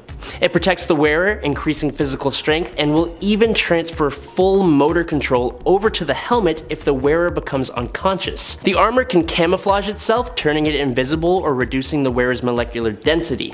The gauntlets contain energy blasters located in the palms, and launchers hidden in the wrists that can shoot wire nets, cables, or mini rockets. Kind of like Iron Man, the armor's chest piece acts as a power battery for the suit and also allows the venting of highly destructive energy that can destroy a whole city block. The suit also allows him to fly and allows Aztec to travel through space. It also looks super cool. Number 2, Mr. Miracle. Mr. Miracle was Scott Free, who is the god of escape in the New Gods mythology. So that's already a high level of praise. A Genetian raised on Apocalypse, Scott and Big Barda left for Earth, where he used the skills he learned in escapology both as a performance artist and in the Justice League of America. So, obviously as a new god he has immortality, super strength, durability, and agility, but the fun part is his escapology. Scott can basically escape from most things, even in his sleep, and no, I'm not joking. He is aware of the unconscious procedures he's mastered and can modify them in their use with other skills to use new knowledge. He's also very proficient when it comes to making traps. It may not seem like an incredibly useful ability, but it is certainly unique and can be used in more instances than you may think, especially when on a team like the Justice League. And in at number 1 is the Phantom Stranger. First appearing in the first issue of his own self-titled comic all the way back in 1952, the Phantom Stranger is an immortal to the extent of even surviving having his own heart taken out of his body. The Phantom Stranger is a mysterious supernatural guide and specialist in the occult. He can travel across space and time at will, even to magical dimensions, including the realm of the just dead, the antechamber of souls, heaven, hell, apocalypse, and the realm occupied by the quintessence. All of which is something very few Justice League members can actually do. There's a lot that is just kind of not known about this character, which is a purposeful thing, but it's a really annoying thing for making a video on him on YouTube. In the New 52, he is apparently Judas Iscariot, roaming the earth trying to make up for the guilt of betraying Jesus. I don't know where that came from, it just kinda is the way it is. He is one of the most powerful magic users in DC Comics, with his use of magic being almost unmatchable if not taken by surprise. Coming in at number 10 today is the Silver Surfer. The Surfer was originally Norrin Radd, an astronomer from the planet Zen-La. When Radd discovered that Galactus, the Devourer of Worlds, had come to devour Zen-La's life force, Radd struck a deal with the cosmic entity to seek out uninhabited planets that Galactus could consume. Eventually, Galactus became aware of Earth, our little green planet, and he set out to make it his next meal. The Surfer arrived just in time to warn the Fantastic Four of Galactus' arrival, which was his initial reveal into the universe of Marvel Comics in Fantastic Four number 48 to number 50. And that started a great relationship between the Surfer and the superhero family. The Silver Surfer's adventures often center on philosophical conundrums as much as physical challenges, and Stan Lee has used the Surfer as a vessel to express some of the writer's own worldviews. But why is he on the list of ancient heroes?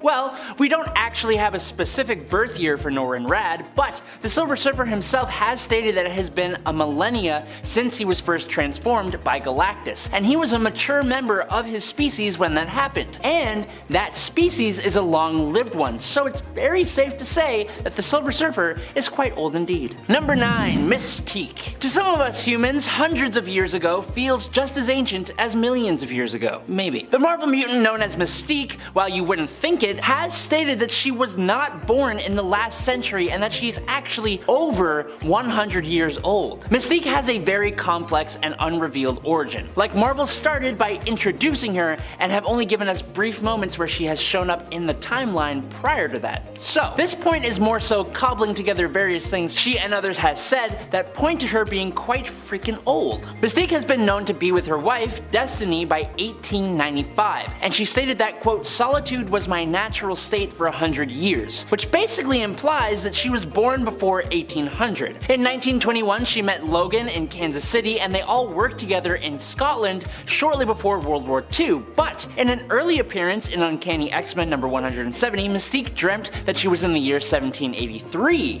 which is specified as being 170 years before her birth. As the comic was published in 1983, this would make her 30 years old at the time of the story, but that has since been retconned, so as I said, it's a little convoluted. Despite the fact that it is unknown when exactly she was born, it can be assumed that Mystique was born in the month of September, because apparently her birthstone is a sapphire. Twinning. While she might not be as ancient as others on this list, she is still much older than you think and an incredibly hard mutant to bring down. Number 8. Nabu.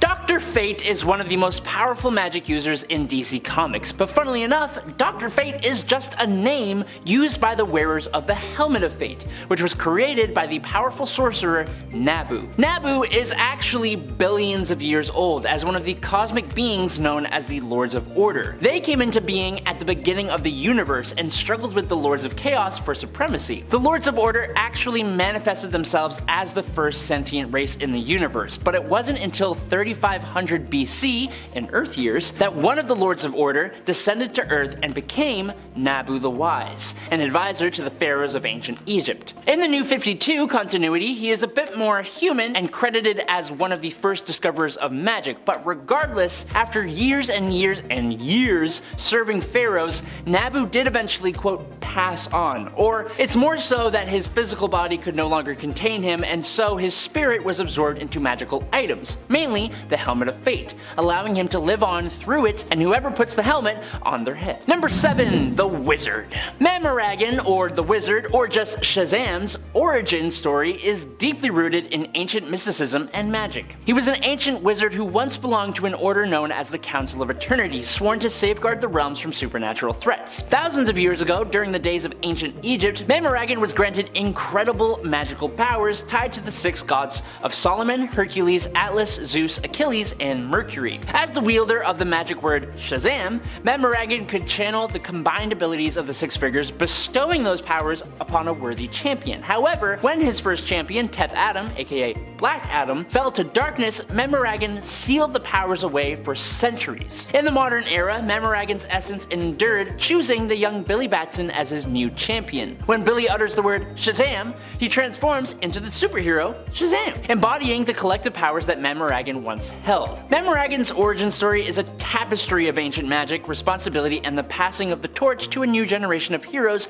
who carry his legacy in the form of Shazam. He was a hero, but has kind of become something much more important. Number 6. Hercules. Hercules is the son of Zeus, Skyfather and supreme ruler of the gods of Olympus, and Alcmena, a mortal woman who lived over 3,000 years ago. Athena, the goddess of wisdom, arranged for her father Zeus to have a half-mortal son to be the world's champion. Zeus seduced the mortal queen Alcmena, pretending to be her husband, King Amphitryon, I think is how you pronounce that, and Alcmena gave birth to the baby Hercules. Now, as an adult demigod in ancient Greece, Hercules achieved worldwide fame as he became the greatest hero of the ancient world, best known for his 12 labors. As the Olympian god of strength as well, Hercules' strength is unlimited, making him one of the strongest and most powerful heroes in the Marvel Universe. As an infant, he was breastfed by his stepmother, Hera, queen of the Olympian gods, which increased his already demigod physiology to a godlike level. Hercules possesses the superhuman physical attributes of an Olympian god, but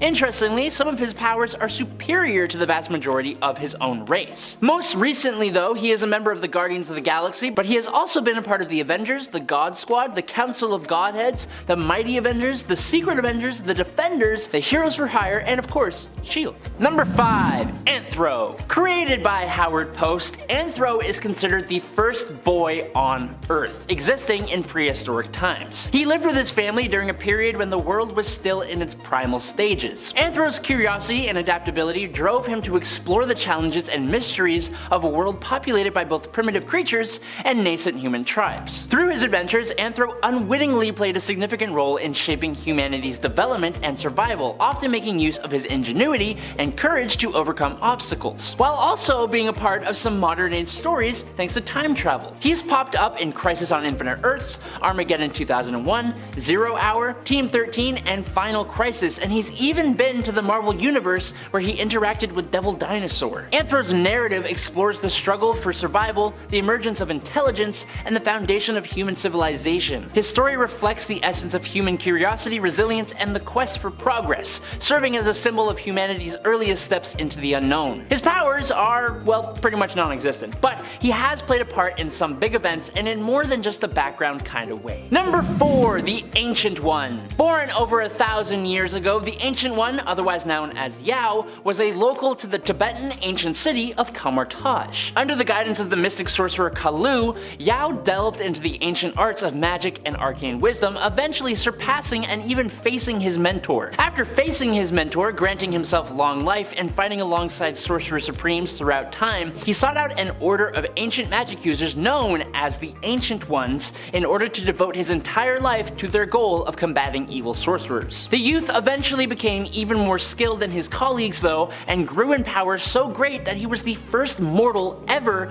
of Earth to meet with Eternity, the sentient embodiment of the universe, who presented him with the Amulet of Agamotto and charged him to become the Earth's Dimension's Sorcerer Supreme. After spending a ton of time trying to sculpt a successor and having multiple possible choices, Yao eventually passed on and left the Sorcerer Supreme mantle to Dr. Stephen Strange. Number 3, I, Vampire. Vampires in DC Comics are practically indestructible and can regenerate any damage done by consuming blood. They have superhuman strength, speed, reflexes, stamina, can transform into bats, wolves, rats, and mist, and have enhanced senses and a bit of psychokinesis. But despite that, they do have some major weaknesses that pretty much everyone is aware of, with the big one being the frickin' sun, unless they can find a way to temporarily make themselves immune. But for I, Vampire, otherwise known as Andrew Bennett, the former 16th century English nobleman in Queen Elizabeth's court, he has a peculiar ability to eventually automatically revive himself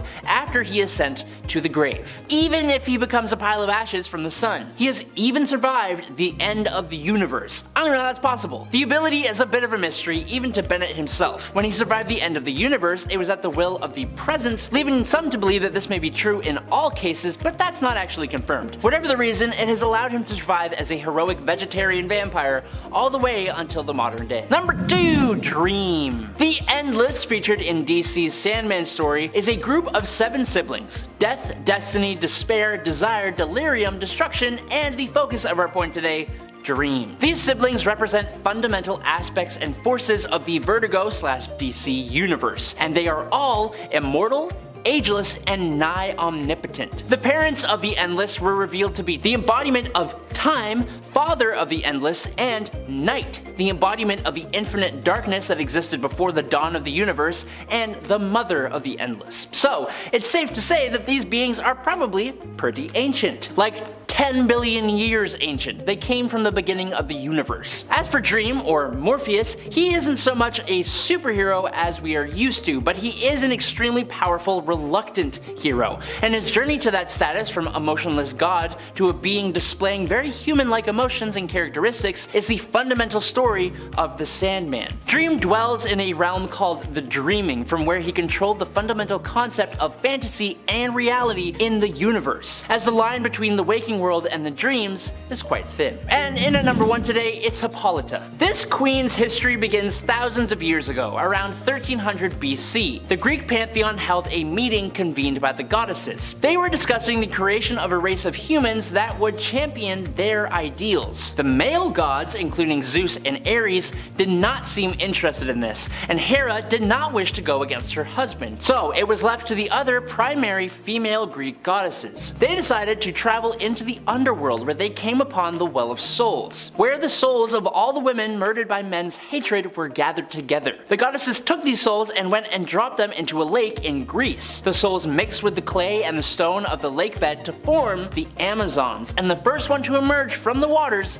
was Hippolyta. The goddesses appointed Hippolyta, or Hippolyta, however you want to pronounce it, to be queen, and they decreed that the Amazons were to spread the message of peace, tolerance, and equality by being super dope warriors. Yes, one Wonder Woman is also pretty ancient too, but Mama came first, so here we are. Sorry. Coming in at number 10, we have Kara Zor-El, aka Supergirl. While sharing the same Kryptonian heritage as her more famous cousin Kal-El, for some reason Kara isn't often placed on the same pedestal of awe and power that fans will often place Superman upon. This would be a massive mistake, however, as Supergirl has been shown to be just as strong, fast, and capable as her cousin. And in storylines taking place early in the Man of Steel's career, the more experienced and older Kara has even been said by Batman to be capable of surpassing Superman's strength. While an arm wrestling match these days might end in a draw, it just goes to show that the power of Krypton is still going strong throughout the DC universe. Coming in at number 9, we have Barry Allen, aka The Flash. Barry Allen may be known far and wide for being the fastest man alive, but his mastery of the Speed Force allows him far more interesting and more powerful abilities than merely running really fast. While running near the speed of light, a single punch from the Flash carries the strength of a white dwarf star, and the Flash's body is one of the most durable on a planet filled with metahumans, as he needs that durability to be able to survive the tremendous speeds that he travels at. So much more goes into being the Flash than just blinding speed, a mistake that the Rogues Gallery has made way too many times. Coming in at number 8, we have the Swamp Thing. While at first glance the Swamp Thing may appear to just be an unreasonably strong monster covered in wet moss, in reality Alec Holland is so much more. As an avatar of the green, a primordial force that flows throughout all plant life, Swamp Thing is capable of controlling any form of plant life in the entire universe, whether local to the planet Earth or not. This also includes his own plant matter composed body, which he can alter into any plant he thinks of and can create any form of toxin that he wishes to surprise attack enemies with. Perhaps the most interesting power of the Swamp Thing, however, is his immortality, because as long as there exists some plant life on planet Earth, Alec Holland will have somewhere to house his consciousness and grow into another humanoid Swamp Thing. Coming in at number 7, we have Doctor Strange. Now, obviously Doctor Strange is already known to be pretty powerful. After all, he's Earth's primary defender against mystical threats in the Marvel Universe, and always seems to have some sort of spell to solve whatever problem is currently facing Earth's mightiest heroes. As a master of the mystic arts, Strange has also entirely stopped aging, and is effectively immortal, being unable to die from any medical disease or symptoms of old age. And when Strange recently did die in the Marvel comic called, fittingly enough, The Death of Doctor Strange, he had already concocted a way for a younger version of himself from the timeline to take his place and defend Earth against any extra-dimensional forces that might seek to take advantage of his own death. There's planning ahead, and then there's Dr. Stephen Strange taking it to a whole nother level. Coming in at number 6, we have Patrick O'Brien, aka Plastic Man. Typically seen as one of the comic relief members of the Justice League, Plastic Man is a hero whose powers just seem wacky on the surface, but when you really think about them, technically make him one of the most powerful members on the Justice League team. Capable of completely manipulating his body down to the molecular level, Plastic Man is essentially indestructible given how flexible he's able to become. Completely impervious to physical damage, Plastic Man has also shown a complete immunity to mind control or telepathic suggestions, as his brain isn't made of enough solid matter for anyone else to control. All of these facts combine to make Plastic Man much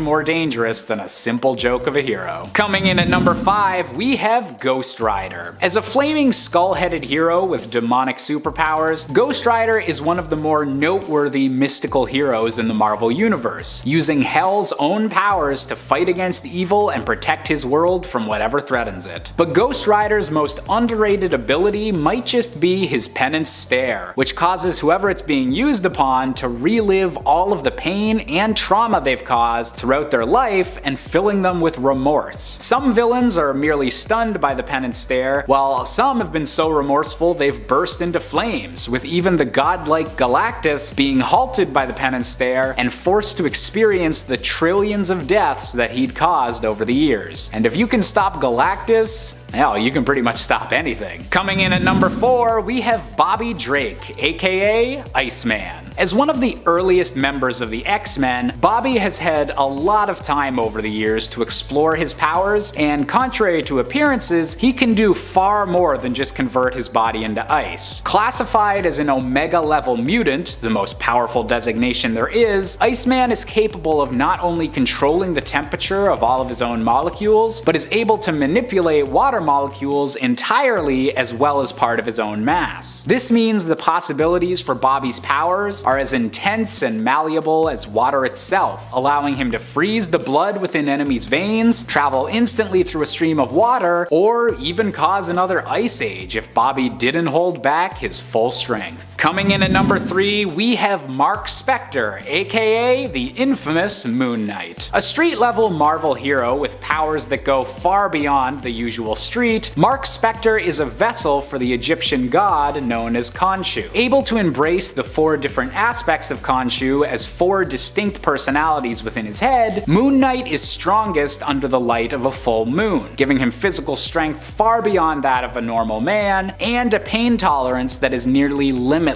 On top of his supernatural abilities, Mark is also an expert in both weaponry and hand-to-hand combat, combining them with his moon-based powers into a deadly combination that even left him capable of taking on the entire Avengers team. Coming in at number 2, we have Susan Storm, aka the Invisible Woman. On a team with someone made of fire, someone made of rocks, and the smartest man in the universe, you wouldn't immediately think that the Invisible Woman is the most powerful member of the Fantastic Four, but looks can certainly be deceiving. Granted with the power of invisibility and the power to generate invisible force fields following her exposure to cosmic radiation, Sue Storm's force fields are the key to her tremendous strength. Capable of turning others invisible, giving herself support to fly through the air, and capable of blocking even psychic attacks against her or the rest of the team, the Invisible Woman can manipulate her force fields into any shape that's needed, including being capable of creating expanding fields inside of any enemy she chooses. Let's just hope that that usage of her ability stays just with her villainous alter ego, shall we? And finally, coming in at our top spot, we have the one and only Spectacular Spider-Man. Spider-Man would never be called a weakling by anyone, except maybe some supervillains, but his actual physical strength is actually far beyond what anyone in even the Marvel universe would expect. Under situations of intense stress, Peter Parker has been shown as capable of lifting literal tons, far beyond the usual strength he generally seems to show. And when Peter Parker's body was briefly taken over by Otto Octavius's brain, the villain was stunned to discover that Spider-Man had been holding back every punch he'd ever thrown, after accidentally knocking the Scorpion's jaw clean off. Definitely a messy situation, and definitely goes to show that fighting Spider-Man, it's not the brightest idea. Number 10, Starbrand. Starbrand isn't so much a singular person as it is a power in and of itself. Right now, the current Starbrand in the 616 universe is Brandy Selby, daughter of Suzanne Selby, who became the Starbrand after the one before her, Kevin Connor, passed away. The Avengers stepped in and had to help Suzanne deliver little Brandy, an act that caused Suzanne to pass away and attach the Starbrand to Brandy. Since Brandy's birth, she's used the Starbrand to fly and survive without oxygen and in the vacuum of space, and she can use extremely powerful energy blasts that can take down multiple people at once. But the Starbrand itself is an incredible source of power, proven by other people who have wielded it. The bearer of Earth 723's Starbrand used the power to create music that can influence human behavior to the extent that he has unified the people of his world as a single hive mind.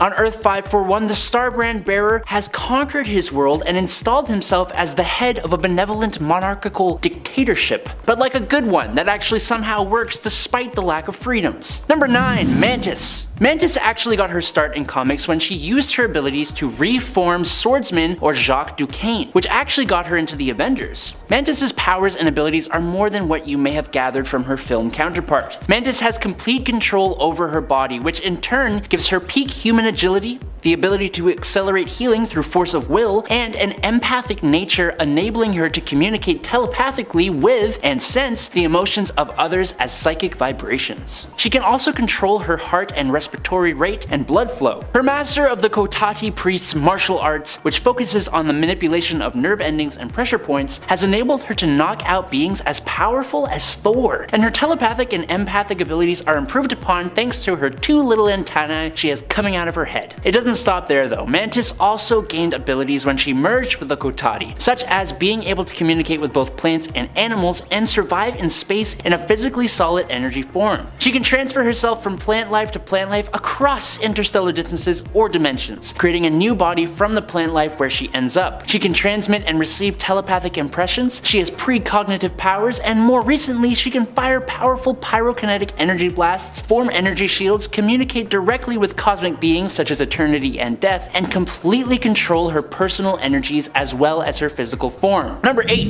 Tigra. When Greer Nelson first came on the scene, she was just known as the Cat and was given powers tied to her costume. But that all changed when she became Tigra, mutating into a human-tiger hybrid in a ritual that bound her to the Cat People, which is a very silly name, but was a race of humanoid cats who were created in the Middle Ages. Now before you laugh at her for looking kinda silly, just know that in her tiger form, Tigra is granted some awesome abilities. Her superhuman strength allows her to lift over 10 tons, with her leg muscles allowing her to perform a standing jump of 12 feet. She can run at speeds of around 70 miles per hour, has superhuman durability, agility, reflexes, and stamina, and as we all know, cats have heightened senses and like to knock things off of where you carefully place them. And as far as I know, the former is the same with Tigra, whose senses are about 10 times that of a human. Tigra's eyesight can sense the infrared portion of the electromagnetic spectrum, allowing for night vision. She can more easily detect the movements of an opponent. Her hearing is so strong that she can detect a ball of tissue paper being dropped at a distance of 40 feet, and her sense of smell lets her track people.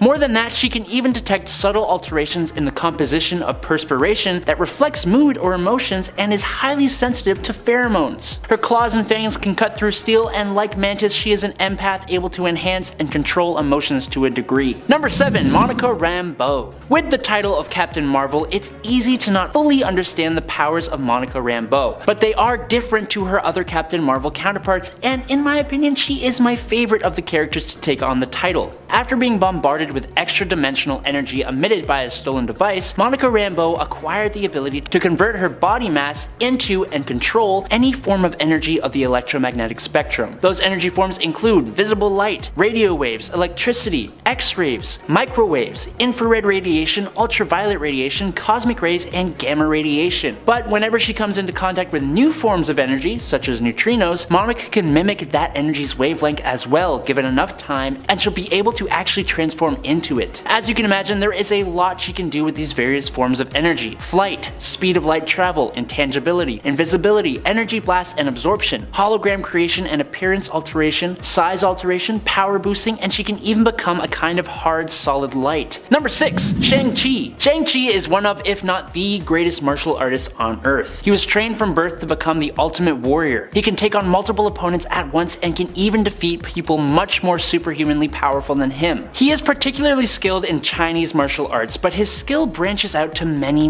more. In one case, he even worked with Spider-Man to create a new martial art based on Peter's powers. Shang-Chi also is able to manipulate Chi energy, which he can use to enhance his strength and durability, and can even detect others based on their energy, like he did when he detected the psionically masked Jean Grey. But Shang-Chi gets a much more significant power boost when he is using the 10 rings. He can use the rings as projectiles, manipulate their size, and even use them to levitate and fly. The rings grant the martial master superhuman strength, durability, speed, and stamina, and he can even manipulate energies from the rings to do many things, including projecting said energy and creating an energy-based blast. And then just to top it all off, thanks to the other side of his heritage, Shang-Chi inherited his mother's psionic abilities to communicate with his blood relatives, even the deceased ones. Number 5.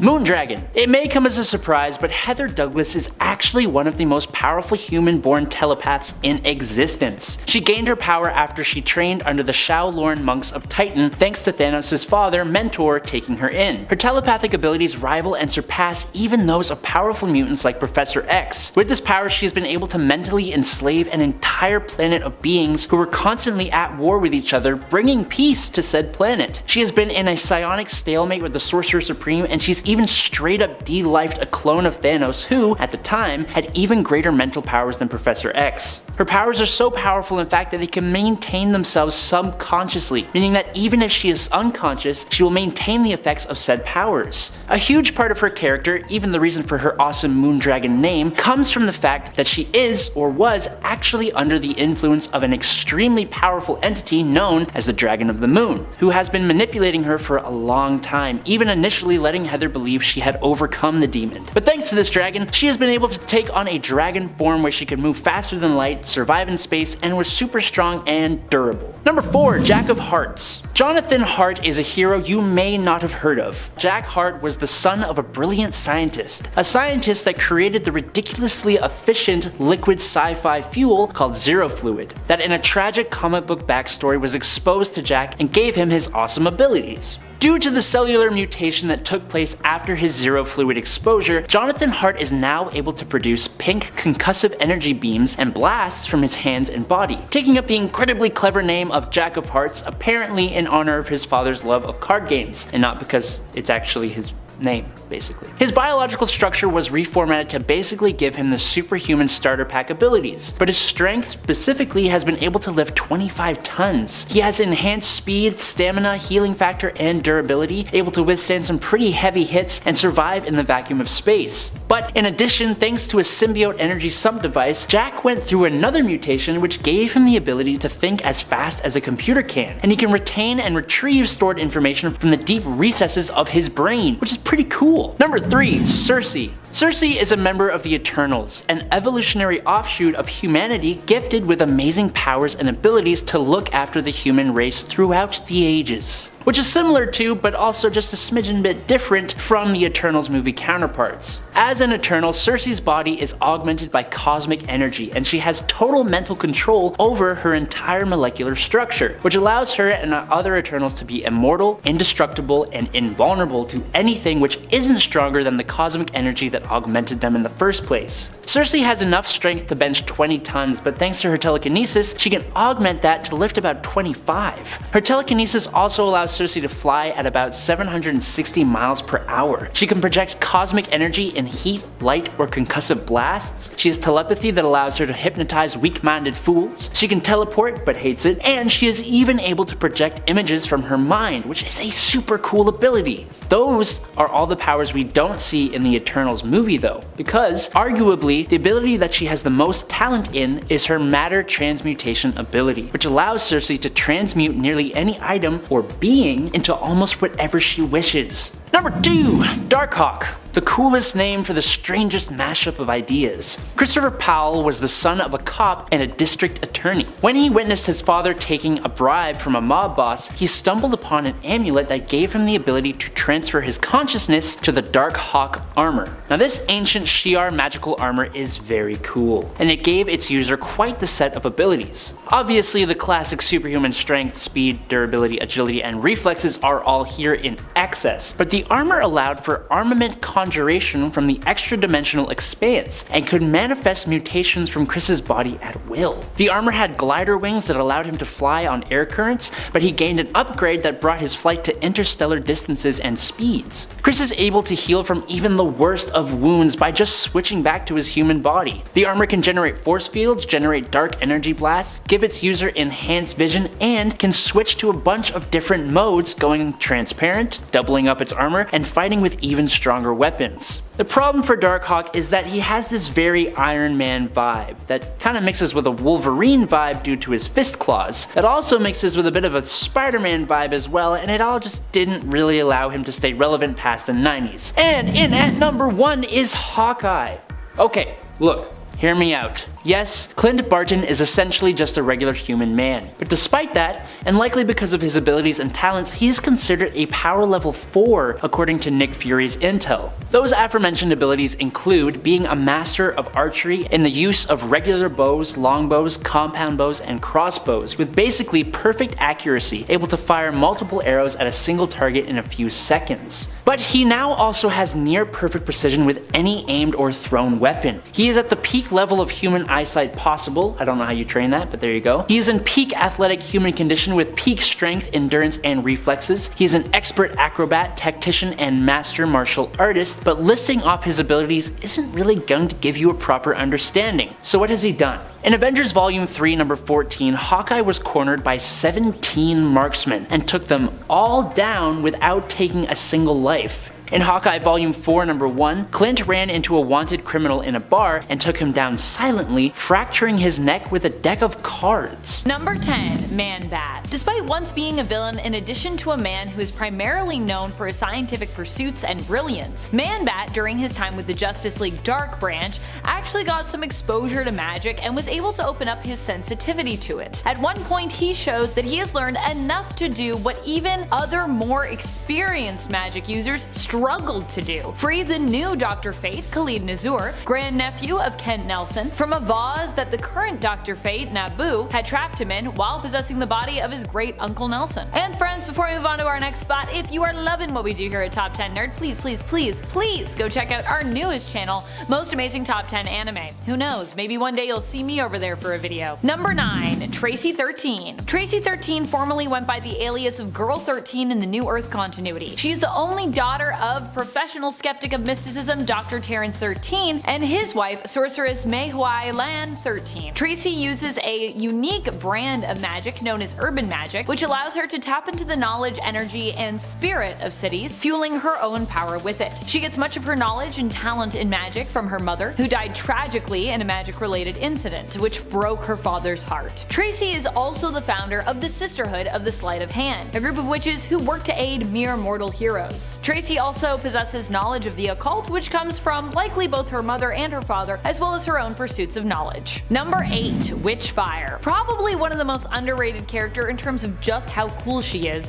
Witchfire. Honestly, I gotta do a cosplay of this magical hero at some point. Many people don't even seem to know about her, at least not my near and dear friends who read comics, which makes sense considering that she only has had a small amount of appearances in comparison to other mystics like John Constantine and Zatanna. Rebecca Carstairs appeared back in the days of the New Earth continuity, and while known for her skills as a witch, she was established as a famous singer, actress, and fashion model as well. As her name implies, she is a witch, so she has magical abilities, but is also well versed in pyrokinesis in addition. When she appeared in the Prime Earth continuity in 2018's Justice League Dark, she was actually sporting a pretty fitting outfit to match her fire skills, with shoulder pads that were made of literal fire, which traditionally tends to be her look. Sadly, her appearance there also resulted in her death, but she was up against some pretty powerful beings at that time, namely the Queen Mother of Witches, Hecate, or Hecate, or Hecate, depending on how you like to say that. Number 7. Detective Chimp. While often thought of as a supremely intelligent hero with his abilities more about his brain and skills of deduction, similar in some ways to Bruce Wayne, aka Batman's main skill set, Bobo T. Chimpanzee is actually mystical in nature when it comes to his own origins. He was granted knowledge thanks to the magical place known as the Fountain of Youth. There, he gained the ability to speak to all beings, an enhanced genius-level intellect, and, of course, eternal youth. Bobo at one point also inherited the Sword of Night, gifted to him by Nightmaster, the former protector of the magical fantasy dimension known as Mira. And he has shown ability before to use his intellect to better understand mystical texts than even experienced and prominent magic users like Zatanna. Number 6. Talisman. Elizabeth II Youngman is Talisman, the daughter of another powerful magic user, Shaman. Like her father before her, Liz hails from the Sarsi tribe and would also end up becoming a team member of Alpha Flight, even though she and her father had a strained relationship growing up due to the death of her mother, which she blamed her father for. Eventually, they would make up and Talisman would even follow in her father's mystical footsteps. Her codename, Talisman, comes from the powerful magic item that she wields, the Talisman or Coronet of Power, which grants Elizabeth her abilities. However, even without it, she is able to manipulate mystical energy, sensing it, redirecting it, and communing with spirits. Number 5. Black Panther. Black Panther also happens to be a mystical superhero, although as a world leader, we usually think of him for his democratic as well as his tactical abilities, and of course his physical prowess as a fighter. His powers are actually steeped in mysticism though. The powers granted to T'Challa by the heart-shaped herb are believed to be somewhat divine, and in addition to those abilities, he was also granted more power from the goddess Bast during his reign as King of the Dead. Through his powers granted to him by Bast, he can connect with all the previous Black Panthers to have come before him, drawing on their wisdom, their knowledge, and their strength. In addition, he was granted power over the dead, becoming a necromancer. Number 4. Black Alice. Black Alice is one that I don't even think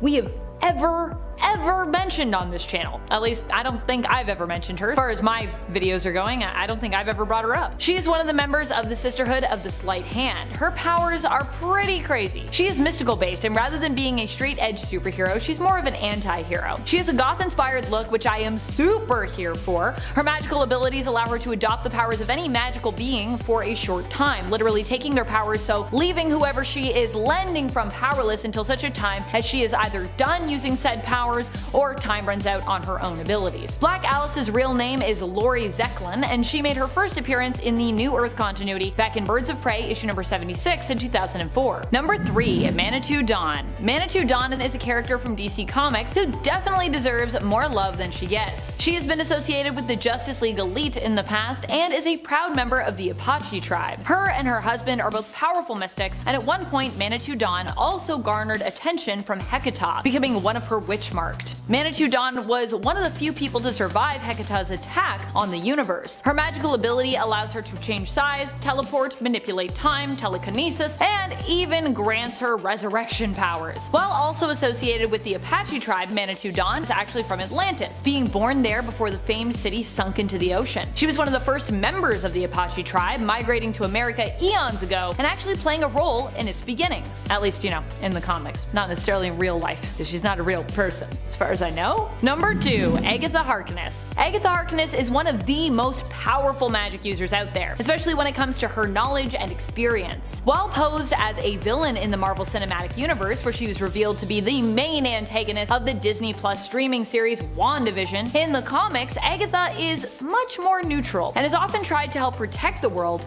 rather than cause harm to it. Sure, she doesn't always make the best call in order to do so, but at least, she's trying to help, not hurt for the most part. Agatha's list of magical powers and abilities is long and includes transmutation, scrying, teleportation, magic negation and reflection, telekinesis, fusion, telepathy, elemental control, and the manipulation of dimensions, among many other abilities. Number 1. Storm. Because Storm is a mutant, many people dismiss her as not being magical in nature, and while her powers are of course mutant in origin, there is actually a lot of mystical heritage, potential, and actual supernatural and spiritual mysticism attached to Aurora Monroe. For one, Storm comes from a long line of powerful magical ancestors, and in fact her striking hair and eye color combination come up frequently in her lineage, also usually coming with magical potential and ability as well. She is related to both the Sorcerer Supreme of the Hyborian Age, Priestess Aisha, and Ashake, who worshipped the mother of Agamotto, Egyptian goddess Maat, sometimes known as Oshtur, and who also once used her magical abilities to help a time-displaced Mirage and magic. Herself, Storm has been both worshipped as and later granted a godhood herself, becoming a goddess whose power is fueled by people's belief in her. And it was also said at one point that she was one of the few with a powerful enough spirit to act as the host or potential host or avatar for the consciousness of eternity. Seriously though, I do not do enough magic based superhero cosplay. I really need to get on that. Number 10. Manbot. When the secretive and often shady branch of the Canadian government known as Department H gained access to the Box robot, they took one of their employees, named Bernie Lachesnais, and merged him with the robot. This resulted in most of Bernie's personality being lost and he became Manbot. As a computer-machine-human hybrid, Manbot has several abilities that make him a valuable member of the team. Not only can he fly and process an enormous amount of data really quick, but he's also able to shoot both missiles and energy blasts at his enemies and incapacitate his foes with a nerve toxin. As he is mostly a machine, he is also immune to mind control, as he showed in Alpha Flight Volume 2 Issue 4, when he was the only member of the team who was able to resist the mind control powers of the villain Mesmero. Number 9. Yukon Jack. When Walter Lankowski, aka Sasquatch, was forced to assemble a new Alpha Flight team when the original squad was kidnapped by aliens, he approached the heir to the throne of a secret civilization in the village of Kemteron. Yuko Tujak Zurgi Mozo Ada showed no interest in leaving his home, but Walter bribed the chief to drug his son and allow him to take him to the outside world so he could become more worldly. Nicknamed Yukon Jack, he joined the newly formed team, and using his considerable combat skills, in addition to his powers, which allow him to telekinetically control the bone pieces covering his body, he is also able to survive in sub-zero temperatures and can cast light from his hands. Number 8. Radius. Jared Corbo is a mutant who was raised with his half-brother Adrian in the East Ontario town of Orlew at an orphanage called Hull House, or as the orphans nicknamed it, Hell House. Unbeknownst to most of the residents, Hull House was actually being operated by Department H as a way to find and recruit members for their various superhero teams, sometimes waiting until the orphans were of age, and sometimes having them adopted by the department so they could participate while underage. Which sounds bad, but when you think about it, is pretty much exactly what Professor X is doing. Jared's mutant powers allow him to create a force field which he is incapable of shutting off. While this protected him from harm, it also meant that he could not touch or be touched by others, and was unable to effectively shower and couldn't eat without wearing a special eating filter which converted the food to a form that could get through the field, allowing Jared to get the necessary nutrients he needed to survive. Jared can also extend the field in order to use it offensively by either crushing things in a move he calls the Nutcracker Special, or by creating powerful ranged attacks. Number 7. Wind Shear. Colin Ashworth is a mutant with the power to transform air into hard air. He transforms this hardened air into various shapes which he can use for both attack and defense when in battle. He has used this ability to create concussive blasts which he uses to attack his enemies and to fly. He has also used this hard air to create shields and battering rams, as well as hard air bullets and needles that he launches at his foes. While all of this is useful, his most devastating attack is his ability to alter the gases in a person's body, causing their blood to become as thick as glue. Although he started as an employee of the villainous Roxxon Corporation, he eventually became disillusioned with the violent acts they were forcing him to perform and quit so that he could join Alpha Flight. When Alpha Flight disbanded, Wind Shear retired to England, where he began selling sculptures and trinkets that he created with his powers. He eventually became bored with this simple life and adopted the new superhero persona of Chinook. Number 6. Centennial. Ruby Princeton III was in a coma for 15 years until Sasquatch, while trying to find members for his new Alpha Flight team, noticed his unique biorhythmic signature and revived him. At some point in the years he was in a coma, Rudy had developed superpowers. Although the 96-year-old originally wanted no part of the superhero lifestyle, he soon found that with his new powers, living a normal life would be quite dull, and joined the team, becoming the Centennial. As a retired police officer, Rudy has acquired a wealth of experience in combat, which perfectly complements his superhuman strength and speed, invulnerability, flight, and heat vision. Basically, he's a geriatric Superman. Number 5. Wire. Wire's true identity is still unknown, but what we do know is that he started out as a genetically enhanced assassin with enhanced strength, speed, agility, and reflexes, as well as the ability to launch and control tendrils of inorganic fiber from his body. This, combined with his incredible fighting skills, weapons knowledge, and claws, made him a dangerous person to have as an enemy. He was hired to create a group of superhuman killers for the Secret Empire, but he eventually felt remorseful for his actions and began hunting down the creatures he helped create. This brought him into conflict with Alpha Flight, as one of these creatures, Wildchild, was operating as a member of the team called Weapon Omega. They eventually came to an uneasy truce, and Wire joined the team for a time, although tensions between him and his teammates always remained high. Number 4. Box. Roger Box was a gifted inventor who was confined to a wheelchair after both of his legs were amputated. Not wanting to be limited to his chair, he created the Box robot, which he developed with the help of James Hudson, aka Guardian. Box operates with the use of a helmet which projects Roger's consciousness into the robot. The robot is incredibly strong and essentially invulnerable, and is able to fly, and is equipped with powerful blasters. Box was recruited to Beta Flight, the group trainees are put in when they are just about to graduate to Alpha Alpha Flight, but lost out on his chance to be a hero when Pierre Elliott Trudeau defunded Department H. Roger was recruited by the evil Jerome Jackson to join his supervillain team, Omega Flight, a group dedicated to killing James Hudson. Roger joined the group hoping to infiltrate them and help save Hudson. Jackson discovered his duplicitous nature and stole the Box robot to fight Guardian in the infamous Alpha Flight number 12, which resulted in both Guardian and Jackson seemingly being killed. Roger later joined Alpha Flight, creating an advanced version of the Box that didn't require a control helmet and that the user could instead phase into. Box eventually suffered a psychotic break, which resulted in him being lobotomized by the villainous Scramble and eventually killed by fellow teammate Madison Jeffries. Number 3.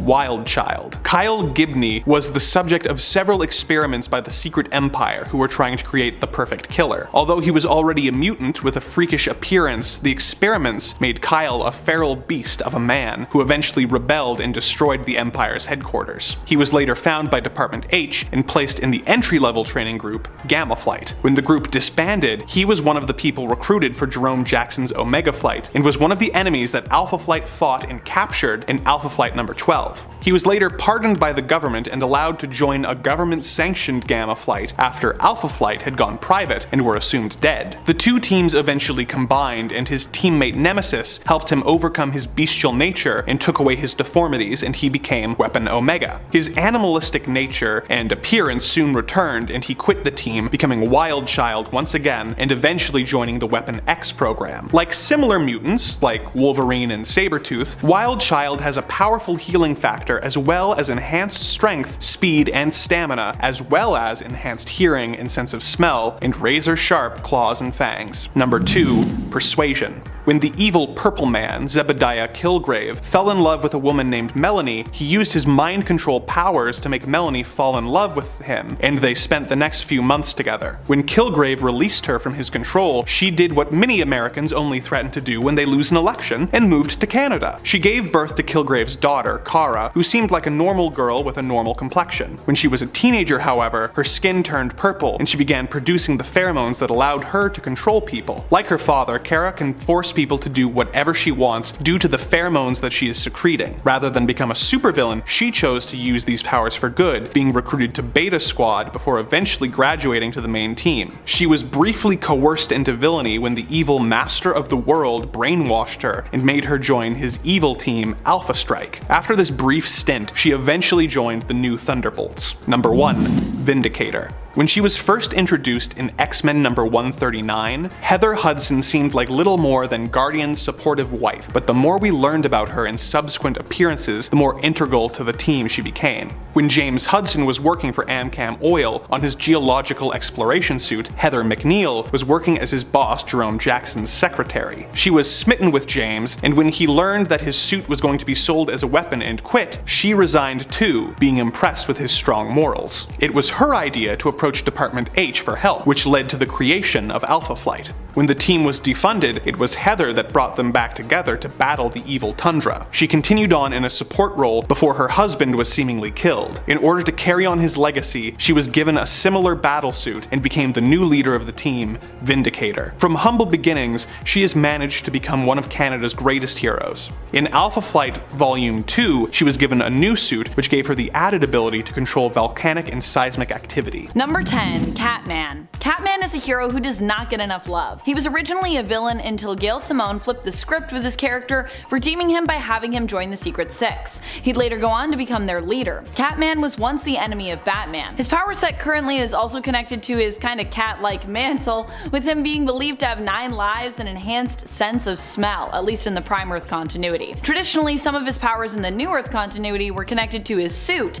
but regardless, he has always been a gifted hunter, fighter, acrobat, and in that previous continuity was also considered a genius, which so many people in the DC universe are. And friends, before we move on to this next spot, if you are loving what we do here at Top 10 Nerd, please go check out our newest channel, Most Amazing Top 10 Anime. Number 9. Ricochet. Ricochet is a really interesting hero. He's actually a mutant, but has also been spotted as a one-time member at the Avengers Academy. He also is a former member of the Slingers, which was where he was first introduced in their eponymous series in the 1990s. While the Slingers would later disband, they have since returned in in the comics, with Ricochet being reunited with his former partner Dusk, who believed he was being held against his will when he simply had taken up a job with Beyond and was participating in experiments involving interdimensional tech. Ricochet's mutant power grants him enhanced agility and dexterity, which also lends to him having a power similar to Spider-Sense, where he can basically feel when he's in danger, and also makes him a skilled marksman as well. Number 8. Wildcat.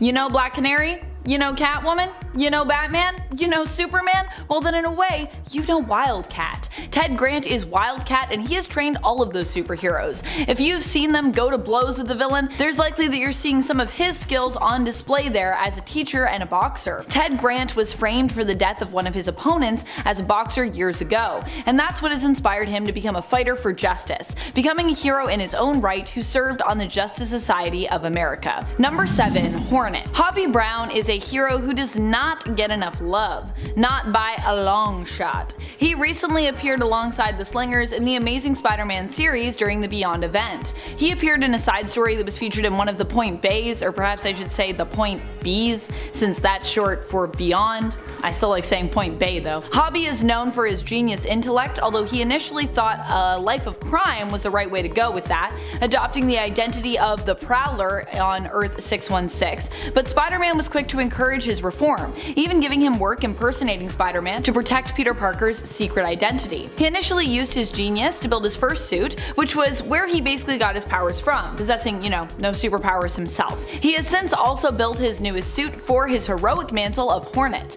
and honestly, I'm really hoping we get to see more of him and the Slingers in the comics soon. The Slingers are so cool. Number 6. Huntress. For this version of Huntress, we are focusing on Helena Bertinelli, who unbeknownst to her had grown up in a mafia household. When a hit was put on her family, she was one of the only people that survived, and really only survived by accident. She trained in the old country of Sicily, being taken in by her father and uncle, but eventually learned the truth of her own family's involvement with the mafia, and learned that the mafia was not really good but a source of corruption and evil. When she returned to Gotham to visit a family as a teenager over the holidays, she witnessed Batman attack her family, and rightfully so, she thought. She didn't really like her family. Inspired by him and the fear that he created, she decided to follow in his footsteps and become a vigilante with her life devoted to wiping out the mafia in order to get her revenge. Number 5. Elektra. Elektra is often thought of as more of a villain in the comics, and more of a dead villain really, since well, she's mostly famous for kinda dying and thereby breaking Daredevil's heart, as she was his lover, his former lover. In fact, she was the first love that Daredevil ever really lost, which has kinda become his thing, although even before she died she was kinda lost to Matt Murdock in terms of their love story anyways. Elektra was pulled to the side of darkness but would later return in the comics and has since turned to the side of good, even walking in Matt's footsteps and donning his cowl, becoming herself a version of Daredevil. Number 4. The Question. The Question has been asked by a few different people over the years, and honestly the Question is a character that probably doesn't get enough love on this channel. Whether we're talking about Vic Sage, who randomly lives again despite having previously died from cancer, or Renee Montoya, his GCPD detective who was his former love interest, who was later revealed to be gay and then later followed in her mentor Sage's footsteps, or the other one, the nameless one, who was kind of less cool than either of the other iterations in my opinion. The Question is an interesting character. While things got a little too magical with the newest version of the character, I've always loved that the original Question was both a master detective but also somewhat mystical as well, having much knowledge of things both spiritual and supernatural gathered through his travels. While not particularly well known for his fighting style, Vic did train Renee Montoya, who was already a pretty good fighter, being a trained boxer and police officer who also became a skilled martial artist, and even at one point managed to hold her own for a period of time in a fight against Lady Shiva, with Shiva even remarking on how the fight was more interesting than she initially expected. Which from Lady Shiva, hey, that's a compliment. Number 3. Moon Knight. Moon Knight is a hero who many people now have more respect for thanks to his appearance in the MCU in his own series, Moon Knight. Here he is depicted as a man divided who brings all sides of himself together to take on god-level threats. If that isn't strong, I do not know what is. But even in the comics, Moon Knight has always had this potential really. While street level in terms of the types of fights that he generally picks across personas, he also has an origin and background steeped in the supernatural and in mysticism. A lot of people think of Moon Knight as kind of just like a crazy guy who's really good at beating people up, but in reality he potentially gains power from the moon due to his connection to the, as of now, confirmed to be real god known as Khonshu. Aside from that, Moon Knight has also literally had to fight gods, even having to fight against his own god during Age of Khonshu. This likely has dampened his power source somewhat, as Khonshu is currently locked away, but Moon Knight still remains a powerful hero regardless. Number 2. Batwoman. Batwoman doesn't get hyped a lot on our channel unless we're talking about the Bat family or queer representation in comics, I feel. At least speaking for my own list, and when I tend to talk about Batwoman, but she deserves to be hyped just for being a powerful hero in her own right. Kate Kane is the cousin of Bruce Wayne, and I just realized that their names rhyme. Kate Kane, Bruce Wayne. What the heck? She was kicked out of the military for being gay and ended up deciding to put her skills and abilities to good use as a vigilante instead. What's even more impressive is that although Kate only ever wanted to serve after losing her mom and her sister, she actually admits to being gay as opposed to hiding it, which is what causes her to have to leave the military. She couldn't bring herself to lie about it, and honestly, this shows one of Kate's greatest strengths and most prominent traits: honor. Kate Kane is a hero even skilled fighters like Cassandra Cain look up to, and she's proven to be skilled enough to take out an unsuspecting Batgirl, aka Barbara Gordon, which is no easy feat. Barbara Gordon is a pretty impressive fighter. Number 1. Danny Rand. Or Daniel Rand if we're being formal. While I do sometimes like to poke fun at Danny Rand, the fact remains that he is insanely OP, especially for being a street level superhero. While no longer the Iron Fist currently in the comics, Danny Rand for a long time was the guy you thought of when you thought the words Iron Fist. He's defeated dragons! Even without the Iron Fist power though, he is still a master martial artist who could probably only be rivaled in terms of his skill by the likes of someone else just as gifted, someone like another deadly martial artist superhero like Shang-Chi. Rand has complete control of his nervous system and can also withstand pain and achieve a sense of control over his body using meditation techniques. His senses are so great and attuned that he doesn't even need to be able to see his opponent to fight them, and he has been said to be a master of chi.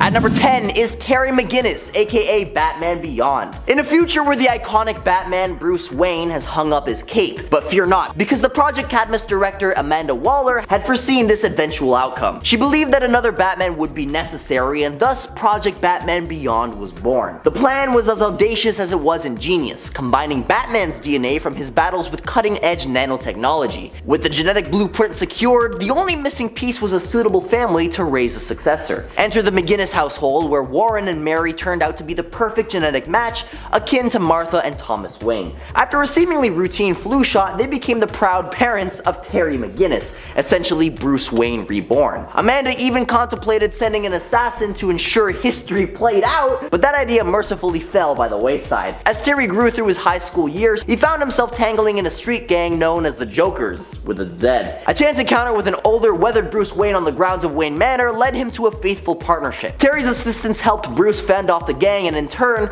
Terry discovered the hidden entrance to the Batcave. However, as fate would have it, Warren was taken out by the corrupt CEO Derek Powers, who had taken over Wayne Powers. Terry's pursuit of answers led him back to Wayne Manor, where he found himself demanding information and eventually taking matters into his own hands. He audaciously stole a Batman suit and confronted Powers, proving himself more than capable. If you're enjoying this video so far, you can support the channel by pressing like, subscribing to Top 10 Nerd, and ringing that notification bell. Really helps us out, and I appreciate it.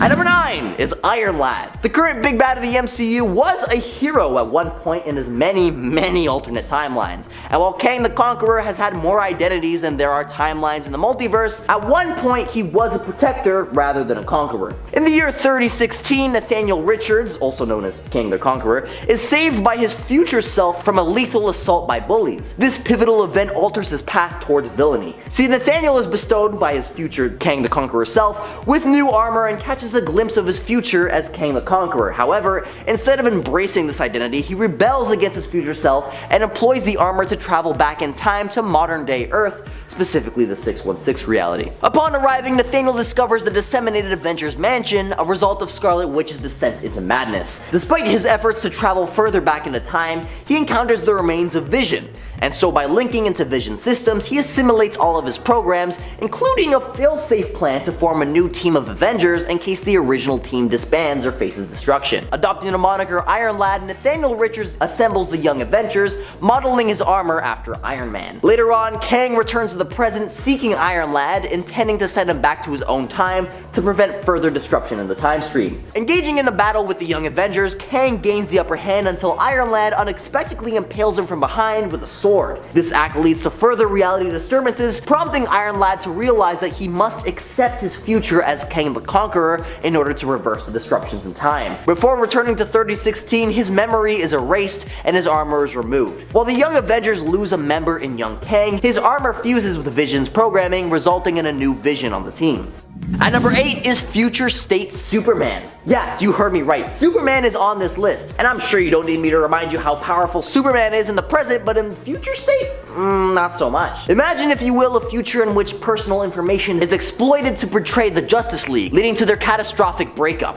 And if that's not bad enough, Superman finds himself impaled with kryptonite, imprisoned in a kryptonite chamber, and subjected to bizarre experiments by a character named Mr. Toad. And if that's not a hefty enough dose of mystery, fast forward a bit more, and Superman's son, John Kent, has taken over the mantle of Metropolis Savior, leaving Kal-El to be trapped by Mongul in a grueling battle arena within Warworld. This leaves Superman completely depowered, forced to fight endlessly for his life until his inevitable demise, only to be resurrected by Mongul, pushing him to fight ceaselessly. But Superman's spirit doesn't waver. He becomes a beacon of hope, rallying other captives to rebel against their tyrannical master.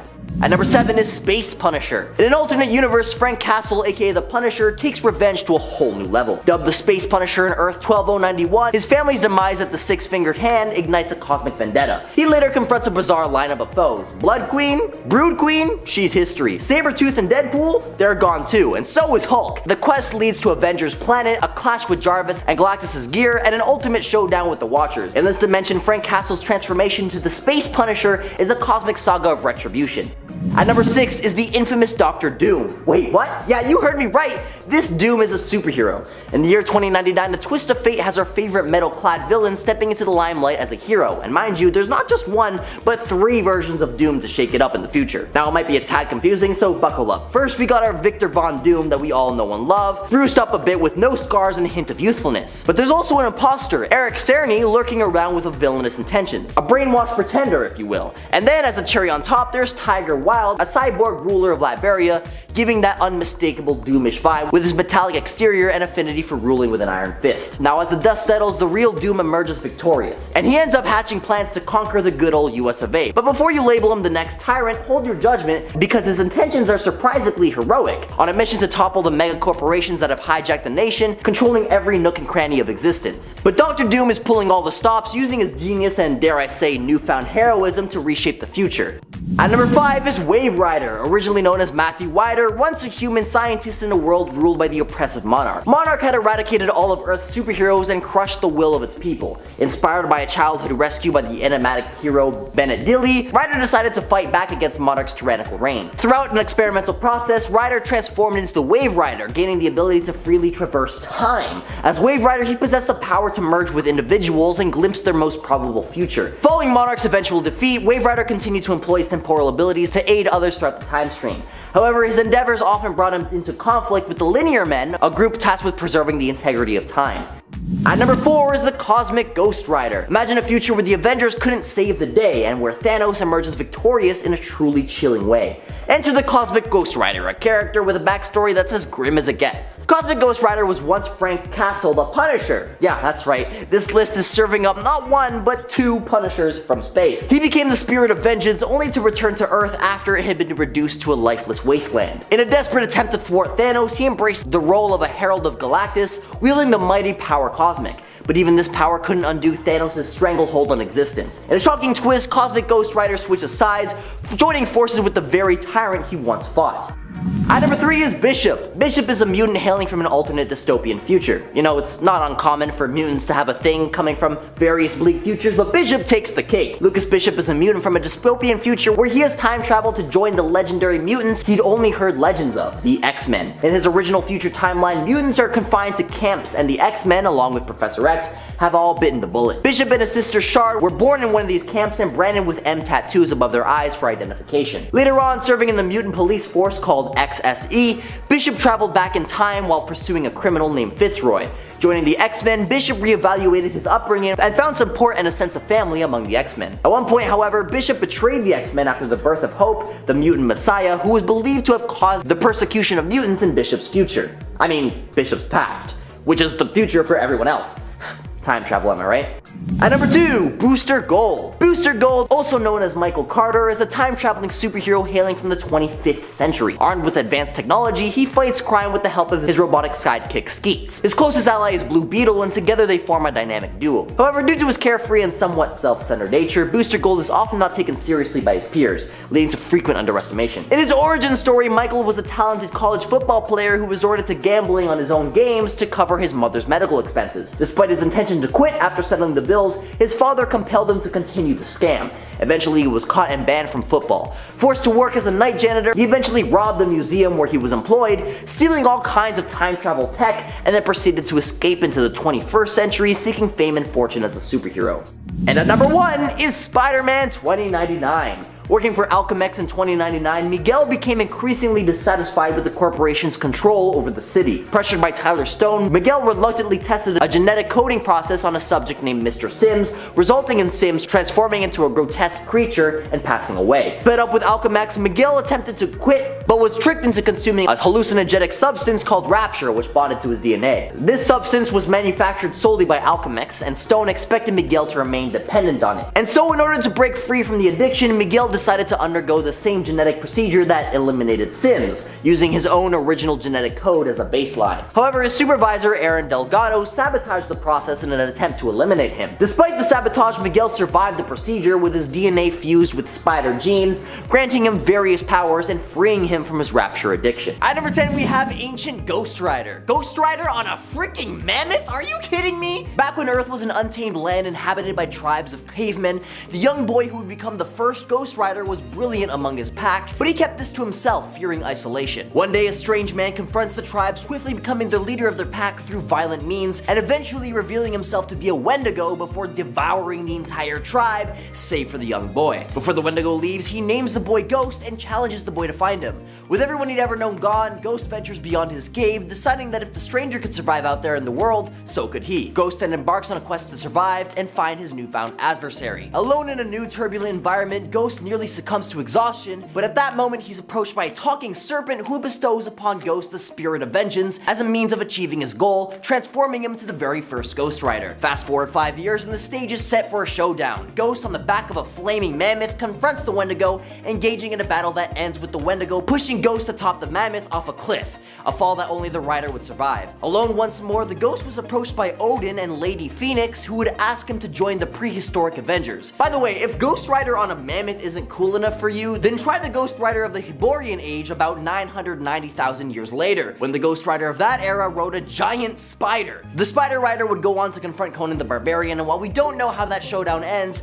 you can definitely bet it would be a battle of the ages. Well, the Hyborian Age specifically. And speaking of which... Number 9, Conan the Barbarian. Conan was born on a carnage-strewn battlefield in the hills of the westernmost region of Chimeria, all the way back in the Hyborian Age, aka around 13 to 10,000 BC. The fact that Conan was born on a battlefield was considered to be an omen that Conan would grow up to be a great warrior one day. And Conan was one of the most accomplished swordsmen of the Hyborian Age. He has unusually high strength, agility, and speed for a human. He has lifted immense objects or enemies, even using his bare hands to bring down a raging bull when he was still relatively young. It's said that he has the strength equivalent of 10 to 20 men. More often than not though, Conan relies upon his lightning lightning-fast reflexes in combat situations, and they've very rarely failed him. On top of that, he has a massive level of durability, and through years of dealing with sorcerers, magicians, and witches, he has even developed a moderate level of resistance to magic and mind control spells. Conan is a master warrior. He has a hardy survival instinct, is a master of stealth, and is multilingual. While primarily known as a wandering sellsword, Conan progressively became a master tactician, leading entire armies into battle, and eventually,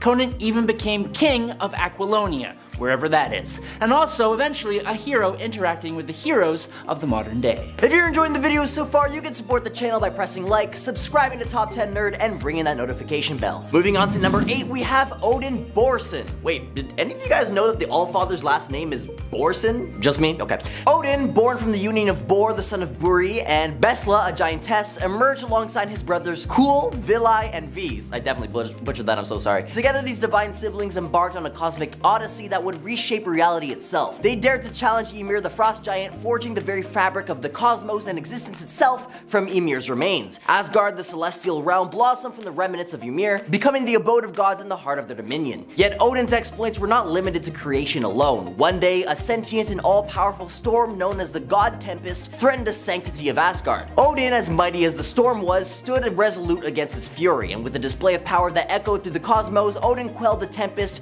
imprisoning its essence within a fragment of Uru, which would one day become the legendary Mjolnir, a symbol of power and worthiness. Sometime after forging Mjolnir, but long before the birth of Thor, Odin descended upon Midgard, then known as Aesheim, where he bestowed upon the world the gift of humanity. However, even the god's benevolence can be tempered with enigmatic purpose. Bor, his father, was not entirely pleased with Odin's creation, casting upon humanity the mantle of suffering. As eons swept by, Odin's saga intertwined with the Stone Age. See, Mjolnir proved difficult to wield, leading Odin to forge an alliance with mystically empowered prehistoric humans. Together they united as the Stone Age Avengers, the guardians of Earth's fragile yet flourishing existence. Number 7, the Immortal. Due to an accident that happened approximately 3,000 years ago, the man who became Invincible's Immortal was exposed to an unknown anomaly that gave him superhuman abilities that put him almost on par with Viltrumites, making him one of 3 known beings in the universe that can make that claim. But outside of his incredible strength, speed, durability, stamina, and flight powers, the Immortal is, you guessed it, immortal. Able to regenerate at an insanely fast rate, regrowing limbs and organs, not needing food, water, or oxygen to survive, and being immune to all poisons, toxins, venoms, viruses, bacteria, parasites, pathogens, and allergens. However, funnily enough, there is a way to, quote, kill him. If the Immortal's head is separated from his torso, it needs to be manually reattached for his healing factor to activate. But despite that, even when they aren't attached, he still remains perfectly preserved until the reattachment happens. He's been around for so long that he has been a knight, possibly under King Arthur as Lancelot, an explorer under or possibly as Christopher Columbus in the Spanish Armada. He fought in the American Revolution, became president of the United States by taking the alias of this guy you may know called Abraham Lincoln, and he fought as a soldier in the First World War. In the 1930s is when he officially became a superhero and more recently became a member of the Guardians of the Globe. At number 6 is Phoenix. We begin with an abandoned infant named Firehair left to her own devices at a place aptly named the Burnt Place. It wasn't a cozy nursery, mind you, but a clearing where xenophobic tribes tried to sacrifice anyone who manifested appearances which strayed from their norm, in this case the child's red hair. The abandoned infant found herself being raised by an unlikely family, a pack of wolves. Wolves! The original guardians of the forest. Perhaps a canine paw father is what every superhero needs. One fateful day, Firehair's solitude was interrupted by a floating man who conversed through thoughts. No need for that pesky small talk. This floating mentor, which Firehair fondly dubbed as the High Walker, introduced her to a congregation of adopted mutants called the Tribe Without Fear, offering refuge and training. Fast forward, and Firehair's psychic abilities awakened just in time to sound the alarm about an impending attack from the xenophobes from earlier. As the High Walker faced off against the invading tribesmen, Firehair's psyche is overwhelmed by the storm of human emotion. Sadly, the High Walker meets his end while trying to calm her. Firehair fainted as her fellow pupils gave into rage and fought the attacking tribesmen, resulting in the demise of everyone present save for herself. Firehair blamed herself for her mentor and friend's demise and was overcome with despair, contemplating turning her powers on herself to unalive herself, returning to the Burnt Place to be eaten by buzzards. As she lay awaiting her demise, the Phoenix Force, an ancient cosmic entity with a penchant for turning planets into cinder, who had created the burnt place when it first arrived on Earth, bonds with Firehair having been drawn to her raw and untapped psychic power. Consumed by a vengeful rage, Firehair almost gave in to the bloodlust and became a Dark Phoenix, but she was pacified thanks to the one who had saved her as an infant, her paw father, if you will. From that day forward, she would take a page out of the Wolf playbook and decide to protect the weak rather than lay waste to the universe. Realizing the threat that beings such as herself posed to the integrity of Earth, she began assembling a team of supernatural and mystically augmented heroes to protect the nation's humanity from both outside threats and themselves, and thus founding the Avengers of the Stone Age. Number 5. Exodus. Grand Duke Benny du Perry was a 12th century nobleman from medieval France in Marvel Comics. Does that count as ancient? I don't know anyone who's around then, so I'm taking it and running with it. What are you gonna do about it? Nothing, because I'm just an image on your screen. As an adult, Benny was a crusader for the Knights Templar sent to Jerusalem during the Crusades, and he even became best friends with Eobard Garrington, aka the Black Knight of that era. The two had set out on a quest to find the Tower of Power, which is a stupid name. When his abilities manifested after an encounter with the Phoenix Force, which were then improved further thanks to the mutant apocalypse. But thanks to Big Blue, Exodus was trapped in a tomb until the modern day when he was awoken by Magneto and joined his cause. Exodus is one of the most powerful psionic mutants in existence, with such a pristine use of telekinesis and telepathy that he can even alter electrons and molecules. His power is so strong that Marvel even had to debuff him by making his powers dependent on his or others' level of faith in this mutant, although he still regularly kicks some serious butt. At number 4 is Agamotto. Now, speaking of ancient superheroes, let's uncover a figure whose power and influence might just leave you spellbound. No, he's not your everyday magician pulling rabbits out of hats. We're talking about the cosmic conjurer who would give Doctor Strange a run for his money. Imagine being tutored by a deity, Oshurdur no less, the literal elder goddess of Earth. But Agamotto wasn't just a student, he went on to become Earth's very first Sorcerer Supreme. Agamotto would go on to face cosmic threats like the Fallen, and yes, even Dormammu, which he thwarted alongside the Stone Age Avengers. Now let's talk artifact. The legend of Agamotto was like an Indiana Jones fever dream, as he'd created magical treasures that would make a dragon's hoard look like pocket change. First off, we got the eyes, that's right, eyes plural, of Agamotto. You might remember one of those as the pendant in Doctor Strange's possession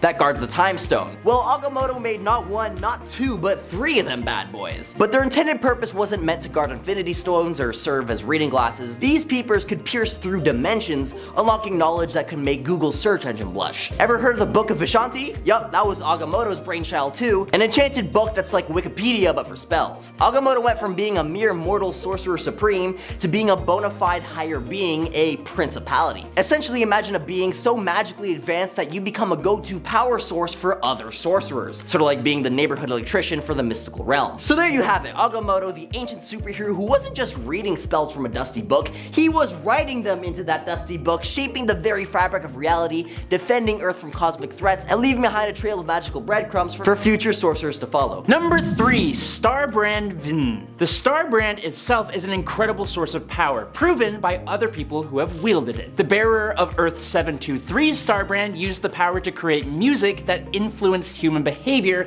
to the extent that he has unified the people of his world as a single hive mind. Earth 541 is the home of a Starbrand bearer who has conquered his world and installed himself as the head of a benevolent monarchical dictatorship, but like a good one that actually somehow works despite the lack of freedoms. Thing is, what the Starbrand is capable of is dependent on its wielder's imagination. When it first showed up on Earth, it was millions and millions of years ago, coming down with a meteor that wiped out the dinosaurs, but in doing so, it bonded itself to a Tyrannosaurus Rex, which is absolutely awesome. After a few millions of years though, that T-Rex had gone belly up, and the Starbrand found a new bearer in the form of a caveman named Vin. It's just VNN, I don't know why it's pronounced like that. Interestingly though, when Vin came upon the Starbrand and used it to join up with the Avengers 1 million BC, he was actually more analogous to like the Hulk, at least in his looks, and he had a more primitive use of the Starbrand than other future bearers. But he did live on the moon for a bit and help fight a Celestial, so don't get it twisted,